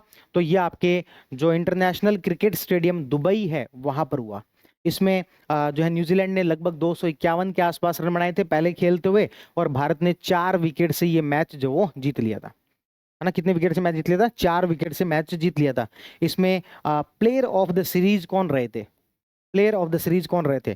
तो आपके रचिन रविंद्र, न्यूजीलैंड के प्लेयर है रचिन रविंद्र, तो वो प्लेयर ऑफ द सीरीज रहे थे। प्लेयर ऑफ द मैच कौन रहे थे? तो रोहित शर्मा। उस मैच के अंदर कितने 80-82 कुछ रन बनाए थे, तो रोहित शर्मा इसमें क्या रहे थे? प्लेयर ऑफ द मैच रहे थे। और प्लेयर ऑफ सीरीज कौन रहे थे? रचिन रविंद्र। ऑफिशियल गीत क्या था? जीतो बाजी खेल के। फाइनल किसके बीच में हुआ था? भारत और न्यूजीलैंड के बीच में। कौन सा एडिशन था? 9वां। और 10वां कहां पर होगा? भारत के अंदर। अच्छा, आपको पता है 9 में से सबसे ज्यादा बार चैंपियंस ट्रॉफी किसी ने जीती है? तो वो कौन है? भारत। तीसरी बार भारत ने तीसरी बार चैंपियंस ट्रॉफी जीती थी, जो कि सर्वाधिक है। इसके बाद में ऑस्ट्रेलिया है जिसने कि 2 बार चैंपियंस ट्रॉफी जीती हुई है, और भारत की ये तीसरी चैंपियंस ट्रॉफी थी। ठीक है ना। इसके अलावा कुछ और बात मैं देख लेता हूँ। 9वां सदस्य हो गया, न्यूजीलैंड वाली बात बता दी फाइनल में, ठीक है। मोस्ट सक्सेसफुल 3 बार इंडिया रही है, चलो भाई इतनी सारी बातें अपन ने पढ़ी चैंपियंस ट्रॉफी के अंदर, ठीक है। याद रह जाएगी, चैंपियंस ट्रॉफी पाकिस्तान यूएई के में हुई, जीतोबाजी खेल के इसका ऑफिशियल गीत था, फाइनल दुबई के अंदर हुआ, भारत न्यूजीलैंड के बीच में, प्लेयर ऑफ द सीरीज ये रहे, प्लेयर ऑफ द मैच ये रहे, इतनी सारी बातें अपन ने पढ़ी। आगे बढ़ते हैं। विराट कोहली जो है वनडे में सबसे तेज 14,000 रन बनाने वाले प्लेयर बन गए, ठीक है। 287 पारियों में जो 14,000 रन बना दिए किसने? विराट कोहली ने। राशिद खान की बात करें, T20 में सर्वाधिक विकेट 633 विकेट लेने वाले खिलाड़ी बन गए, क्योंकि राशिद खान जो T20 खेलते ही रहते हैं, है ना, ये आपके सारे अंतरराष्ट्रीय मिला मिलू के 633 विकेट ले लिए। रजत पाटीदार इनको आरसीबी का कप्तान बना दिया। शोहली अख्तर बांग्लादेश के हैं, आईसीसी ने 5 साल के लिए इनके ऊपर प्रतिबंध लगा दिया। शोएब अख्तर पर नहीं, शोहली अख्तर पर। रिद्धिमान शाह भारत के विकेटकीपर बल्लेबाज है जिन्होंने की सभी फॉर्मेट से संन्यास ले लिया। एक इंपॉर्टेंट पॉइंट, बिहार जो है वो ग्रामीण क्रिकेट लीग शुरू करने वाला पहला राज्य बना है। बिहार ग्रामीण क्रिकेट लीग शुरू करने वाला क्या बना है? पहला राज्य बना है, ठीक है। तो यहां तक पढ़ लिया अपने चैंपियंस ट्रॉफी तक। अब देखो बीच में एक पेज बहुत बोरिंग है, आगे शुरू करते हैं, फिर बीच में देखेंगे इसको, पढ़ लेना नहीं तो आप। कबड्डी, कबड्डी के अंदर बात करें तो सीनियर राष्ट्रीय पुरुष कबड्डी चैंपियनशिप 2025 ये आपके जवाहरलाल नेहरू इंडोर स्टेडियम कटक उड़ीसा के अंदर हुई। सीनियर राष्ट्रीय पुरुष कबड्डी चैंपियनशिप 71वां संस्करण था। कुल टीमें इसमें 30 थी। इसमें भी कौन जीती? सर्विसेज। ये सर्विसेज वाली जो टीम है वो बहुत ज्यादा जीत रही है, तो इसमें भी कौन जीती? सर्विसेज। सीनियर राष्ट्रीय पुरुष कबड्डी चैंपियनशिप 2025। आगे बढ़ते हैं। आगे बढ़ने पर आपके आता है पैरा तीरंदाजी Asia cup, para archery Asia cup 2025। देखो ये जो है इसका आयोजन बैंकॉक थाईलैंड के अंदर हुआ, पैरा तीरंदाजी एशिया कप। इससे पहले भी कुछ पैरा में पढ़ा था क्या? वो अपन ने पढ़ा था पैरा एथलेटिक्स, 23वीं पैरा एथलेटिक्स जो कि हुई थी चेन्नई के अंदर, जिसका अपन ने मैस्कॉट पढ़ा था गजवीरान। वो क्या थी? 23वीं पैरा एथलेटिक्स जो कि कहाँ हुई थी? चेन्नई में, जिसमें राजस्थान की रैंक कौन सी थी? चौथी। अभी हम क्या पढ़ रहे हैं? पैरा तीरंदाजी एशिया कप, वो थी राष्ट्रीय, यह है एशिया कप। वो थी एथलेटिक्स, यह है आर्चरी तीरंदाजी।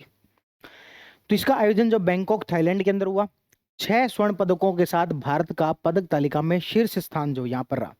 भारत ने यहाँ पर कितने स्वर्ण पदक जीते? 6 स्वर्ण पदक, 3 रजत और 3 कांस्य। टोटल भारत ने यहाँ पर 12 पदक जीते। और भारत जो यहाँ पर कौन से नंबर पर रही? पहले नंबर पर रही। और दूसरे नंबर पर यहाँ पर रही थाईलैंड, जहां पर की हो रहा था ये। दूसरे नंबर पर कौन रही? थाईलैंड। पहले नंबर पर कौन रही? भारत, 12 पदक, 6 गोल्ड, 3 सिल्वर, 3 ब्रॉन्ज। और दूसरे नंबर पर यहाँ पर कौन रही? थाईलैंड। मैच के अंतिम दिन भारत, मतलब ये जो टूर्नामेंट था इसके अंतिम दिन भारत ने 2 गोल्ड जीते। एक तो श्याम सुंदर स्वामी जी ने और एक जीता सरिता ने। तो 2 गोल्ड अपन ने लास्ट दिन जो जीते। इसके अलावा 4 गोल्ड अपन ने जोड़ी के अंदर जीते। जोड़ी मतलब ज्योति और सरिता की जोड़ी ने, हरविंदर सिंह और पूजा की जोड़ी ने, श्याम सुंदर और सरिता की जोड़ी ने, हरविंदर और धन्नाराम गोदारा की जोड़ी ने। इस तरीके से अपन देखें टोटल हमने कितने गोल्ड जीते? 6 गोल्ड। वो 6 में से सरिता इंडिविजुअल के अंदर 1 गोल्ड जीती। इसके अलावा 2 जो है वो एक तो हरविंदर सिंह के साथ में, और सॉरी एक तो श्याम सुंदर के साथ में और एक ज्योति के साथ। इस तरीके से हम बात कर रहे हैं पैरा तीरंदाजी एशिया कप की, जो कि कहां पर हुआ? बैंकॉक थाईलैंड के अंदर हुआ, जिसमें कि 6 स्वर्ण पदक जो वो भारत ने जीते, 3 गोल्ड जीते, 3 जो वो सिल्वर, सॉरी 6 गोल्ड जीते, 3 सिल्वर जीते और 3 जो ब्रॉन्ज जीते। और दूसरे नंबर पर कौन रही? थाईलैंड। इसमें कुल टीमें थी 11। कुल टीमें कितनी थी? 11 टीमें थी। आगे बढ़ते हैं। एशियाई महिला हैंडबॉल चैंपियनशिप, ये इसका 20वां संस्करण था, जो कि आयोजन भारत के नई दिल्ली में हुआ। कहाँ पर हुआ? नई दिल्ली में। ये एक्चुअल में जो हैंडबॉल कंपटीशन जो है, ये एक्चुअल में पहले होना था आपके अलमाटी के अंदर। कजाकिस्तान के अंदर एक शहर पड़ता है जिसका नाम क्या है? अलमाटी। कहाँ पर पड़ता है? कजाकिस्तान में। कौन सा शहर? अलमाटी। उससे ये शिफ्ट कर दी गई कहाँ पर? नई दिल्ली में। इसलिए थोड़ी सी ज्यादा इंपॉर्टेंट हो जाती है। तो एशिया महिला हैंडबॉल चैंपियनशिप संस्करण कौन सा था? 20वां। हुआ कहां पर? नई दिल्ली में। होना कहां पर था? अलमाटी में, लेकिन हुआ कहां पर? नई दिल्ली में। इसमें विजेता कौन रहा? तो जापान की टीम जिसके अंदर विजेता रही, ठीक है ना। भारत की इसमें 6ठी रैंक रही। भारत की कौन सी रैंक रही? छठी। तो एशिया महिला हैंडबॉल चैंपियनशिप में भारत की छठी रैंक रही और नई दिल्ली में ये हुआ। विजेता इसके अंदर जापान रहा। और पैरा तीरंदाजी एशिया कप बैंकॉक थाईलैंड के अंदर हुआ। इसमें भारत ने 6 गोल्ड, 3 सिल्वर, 3 ब्रॉन्ज के साथ में 12 मेडल जीते हुए पहली रैंक पर रही। दूसरी रैंक पर थाईलैंड रही। लास्ट दिन जो है वो सरिता और श्याम सुंदर स्वामी ने गोल्ड मेडल जो यहाँ पर जीता। आगे बढ़ते हैं। अगला जो मेडल आता है, अगला जो खेल आता है वो है भारतीय नौसेना का पहला हाफ मैराथन। हाफ मैराथन एक होता है ना, वो 42 किलोमीटर की, 21 किलोमीटर की, इस प्रकार की जो दौड़ होती है। तो पहला हाफ मैराथन जो यहाँ पर आयोजित किया गया जवाहरलाल नेहरू स्टेडियम नई दिल्ली में, ठीक है ना। 3 दौड़ श्रेणियां थी, 21 किलोमीटर, 10 किलोमीटर, 5 किलोमीटर की। कौन किसने करवाया? तो आईडीएफसी, फर्स्ट बैंक और इंडियन ऑयल कॉर्पोरेशन के द्वारा ही करवाया गया। इतना भी कोई इंपॉर्टेंट है नहीं। उसके बाद में कुछ एक इंडिविजुअल प्लेयर्स के बारे में बात करेंगे, कुछ छोटी छोटी खबरें हैं उनके बारे में बात करेंगे। पहली खबर है पूजा तोमर। ये अल्टीमेट जो फाइटिंग चैंपियनशिप होती है, जीतने वाली पहली भारतीय फाइटर बनी। लुइस विले के अंदर आयोजित हुई अल्टीमेट फाइटिंग चैंपियनशिप, उसके अंदर जीती कौन? पूजा तोमर। त्रिशा गोगंडी, इनका नाम अपन पहले भी पढ़ चुके हैं। अंडर 19 महिला विश्व कप हुआ, क्रिकेट की बात चल रही है। अंडर 19 महिला विश्व कप हुआ, उसमें शतक लगाने वाली पहली भारतीय बल्लेबाज बनी है। अंडर 19 विश्व कप के अंदर 19 वर्षीय बल्लेबाज जो अंडर 19 विश्व कप में शतक लगाने वाली पहली बल्लेबाज बनी है, कौन? त्रिशा गोगंडी, ठीक है ना। इंडियन पनीर सेल्वम, मलेशिया में 9वां जोहर अंतरराष्ट्रीय शतरंज टूर्नामेंट जीता। किसने? इंडियन पनीर सेल्वम। तमिलनाडु की है, तमिलनाडु में ऐसे नाम होते हैं पनीर सेल्वम। वहां के मुख्यमंत्री रहे थे कुछ समय पहले पनीर सेल्वम। तो 9वां जोहर अंतरराष्ट्रीय शतरंज टूर्नामेंट जो यहाँ पर जीता। बाकी छोटी छोटी खूब सारी खबरें हैं। एक है पहले ओलंपिक ई स्पोर्ट्स 2027 का आयोजन कहाँ पर होगा। ओलंपिक तो समझ में आता है। ई स्पोर्ट्स, ई स्पोर्ट्स मतलब ये जो आपके कंप्यूटर पर बैठ के जो होने वाले गेम है। ई स्पोर्ट्स 2027 का पहली बार आयोजन कहाँ पर होगा? सऊदी अरब के अंदर। कहाँ पर होगा? सऊदी अरब। तो ये याद रखना, पहले ओलंपिक ई स्पोर्ट्स 2027 का आयोजन कहाँ पर होगा? सऊदी अरब। आंध्र प्रदेश में दुनिया की सबसे ऊंची एंड्यूरो माउंटेन बाइकिंग रेस मोंडूरो 40 जो आरंभ हुई। बाइक रेस होती है, दुनिया की सबसे ऊंची बाइक रेस कहां पर हुई? आंध्र प्रदेश में, मोंडूरो 40। केरल में आयोजित एडमिरल कप सेलिंग रेगाटा का 13वां संस्करण रूस ने जीता। इतनी कोई इंपॉर्टेंट चीजें नहीं है, बस एक चीज इसमें थोड़ी चेंज कर लेना, ये लास्ट वाली लाइन। भारतीय महिला फुटबॉल टीम ने दूसरे pink ladies cup, football team के अंदर महिला महिला जो टीम है उसका एक कप होता है जिसका नाम है पिंक लेडीज कप। क्या नाम है? Pink ladies cup. उसका दूसरा संस्करण था जो कि दुबई के अंदर हो रहा था। कहाँ हो रहा था? दुबई के अंदर हो रहा था। उसमें भारत ने चौथा स्थान हासिल किया। इसमें तीसरा लिखा हुआ है लेकिन एक्चुअल में कौन सा स्थान हासिल किया? चौथा। इसको ठीक कर लेना। तो दूसरे पिंक लेडीज कप के अंदर भारत ने, भारतीय टीम ने कौन सा जो है वो स्थान प्राप्त किया? तो चौथा स्थान जो प्राप्त किया। ये हमने मेजर जो बातें थी स्पोर्ट्स वाले सेक्शन के अंदर वो पढ़ी। ये मैं उम्मीद करता हूं कि आपको, ये लास्ट वाले पेज को छोड़ दो तो आपको अधिकतर बातें याद हो गई होंगी। अब कुछ फर्जी फर्जी खबरें और है, उसको और देख लेते हैं। शतरंज के अंदर एक टाटा स्टील मास्टर शतरंज टूर्नामेंट हुआ 2025 नीदरलैंड में। टाटा स्टील मास्टर शतरंज टूर्नामेंट, इसमें डी गुकेश को आर प्रज्ञानंदा ने हरा दिया। आर प्रज्ञानंदा शतरंज खिलाड़ी हैं, डी गुकेश भी हैं। डी गुकेश जो कि डी लिरेन को हराकर विश्व कप जो शतरंज के विजेता बने थे, उन डी गुकेश को हरा दिया किसने? आर प्रज्ञानंदा ने। 2-1 से हरा दिया। और वर्ष 2006 के बाद यह टूर्नामेंट जीतने वाले पहले भारतीय बन गए। कौन? आर प्रज्ञानंदा। कहां पर हुआ ये? नीदरलैंड में हुआ। नाम क्या था? टाटा स्टील मास्टर्स शतरंज टूर्नामेंट 2025। कुछ बातें टेनिस से जुड़ी हुई है, उनको और देखते हैं। टेनिस में कुछ इंपॉर्टेंट चीजों पर डिस्कशन करते हैं।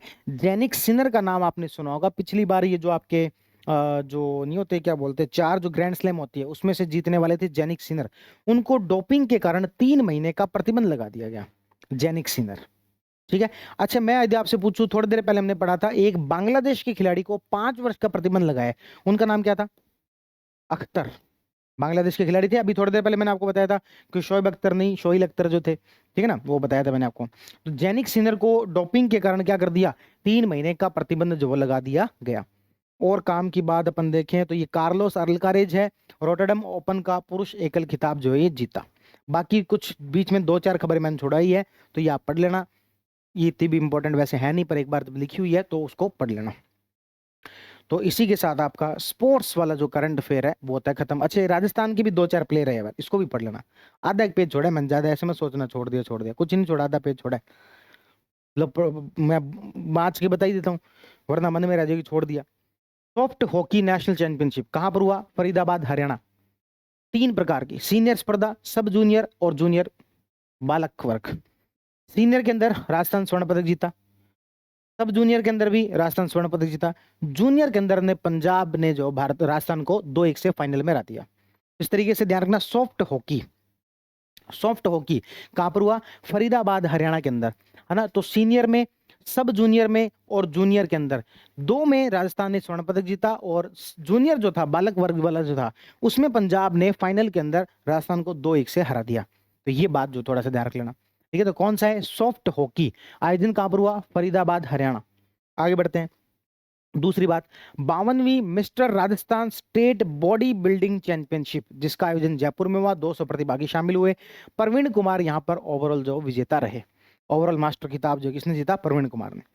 अलवर टाइगर मैराथन, अलवर सांसद खेल उत्सव के अंतर्गत ये आयोजित की गई। ये हिट इंडिया अभियान से प्रेरित है, अलवर टाइगर मैराथन। ये भी इंपॉर्टेंट कोई थी नहीं। Anil Kumar all India civil services wrestling एवं कैरम टूर्नामेंट में स्वर्ण पदक जीता, ये याद रखना जरूरी है। ऑल इंडिया सिविल सर्विसेज जो खिलाड़ी हैं, जो आपकी अधिकारी वगैरह हैं, उनकी ऑल इंडिया सिविल सर्विसेज जो अधिकारी हैं, उनका आपस में मैच हुआ रेसलिंग और कैरम टूर्नामेंट में। क्या किया इन्होंने? स्वर्ण पदक जीता। उमंग 2025 नाम से जयपुर के अंदर प्रथम जिला स्तरीय मदरसा खेल महोत्सव आयोजित किया गया। जयपुर मैराथन का 16वां संस्करण हुआ, और अजमेर ने जयपुर को 6-0 से हराकर राजस्थान सीनियर महिला हॉकी चैंपियनशिप का खिताब जो जीता। राजस्थान के अंदर भी क्या? सीनियर महिला हॉकी चैंपियनशिप, उसमें अजमेर ने हरा दिया जयपुर को, कितने से? 6-0 से, ठीक है। तो ये हमने स्पोर्ट्स के बारे में बातें की। स्पोर्ट्स में जो मेनली आपको याद रखना है, नेशनल गेम्स बहुत ज्यादा इंपॉर्टेंट है, डायरेक्ट क्वेश्चन आ सकता है। एशियन विंटर गेम्स जो है, खेलो इंडिया विंटर गेम्स जो है, 23वीं पैरा एथलेटिक्स चैंपियनशिप के बारे में पढ़ा, और जो आपके पैरा आर्चरी एशियन जो कप है उसके बारे में अपन ने पढ़ा। ये जो शुरुआत वाले जो अपन ने कुछ चैंपियंस ट्रॉफी देखी, इन सब से डायरेक्ट क्वेश्चन जो आपको मिल सकता है, ठीक है ना। तो ये अपन ने फरवरी महीने का स्पोर्ट्स का करंट अफेयर पढ़ा, और मैं उम्मीद करता हूँ कि आपको ये चीज़ें याद भी हुई होंगी। थैंक यू, मिलते हैं अगली क्लास के अंदर बाकी जो अवार्ड्स वाला जो सेक्शन है उसके साथ। Thank you.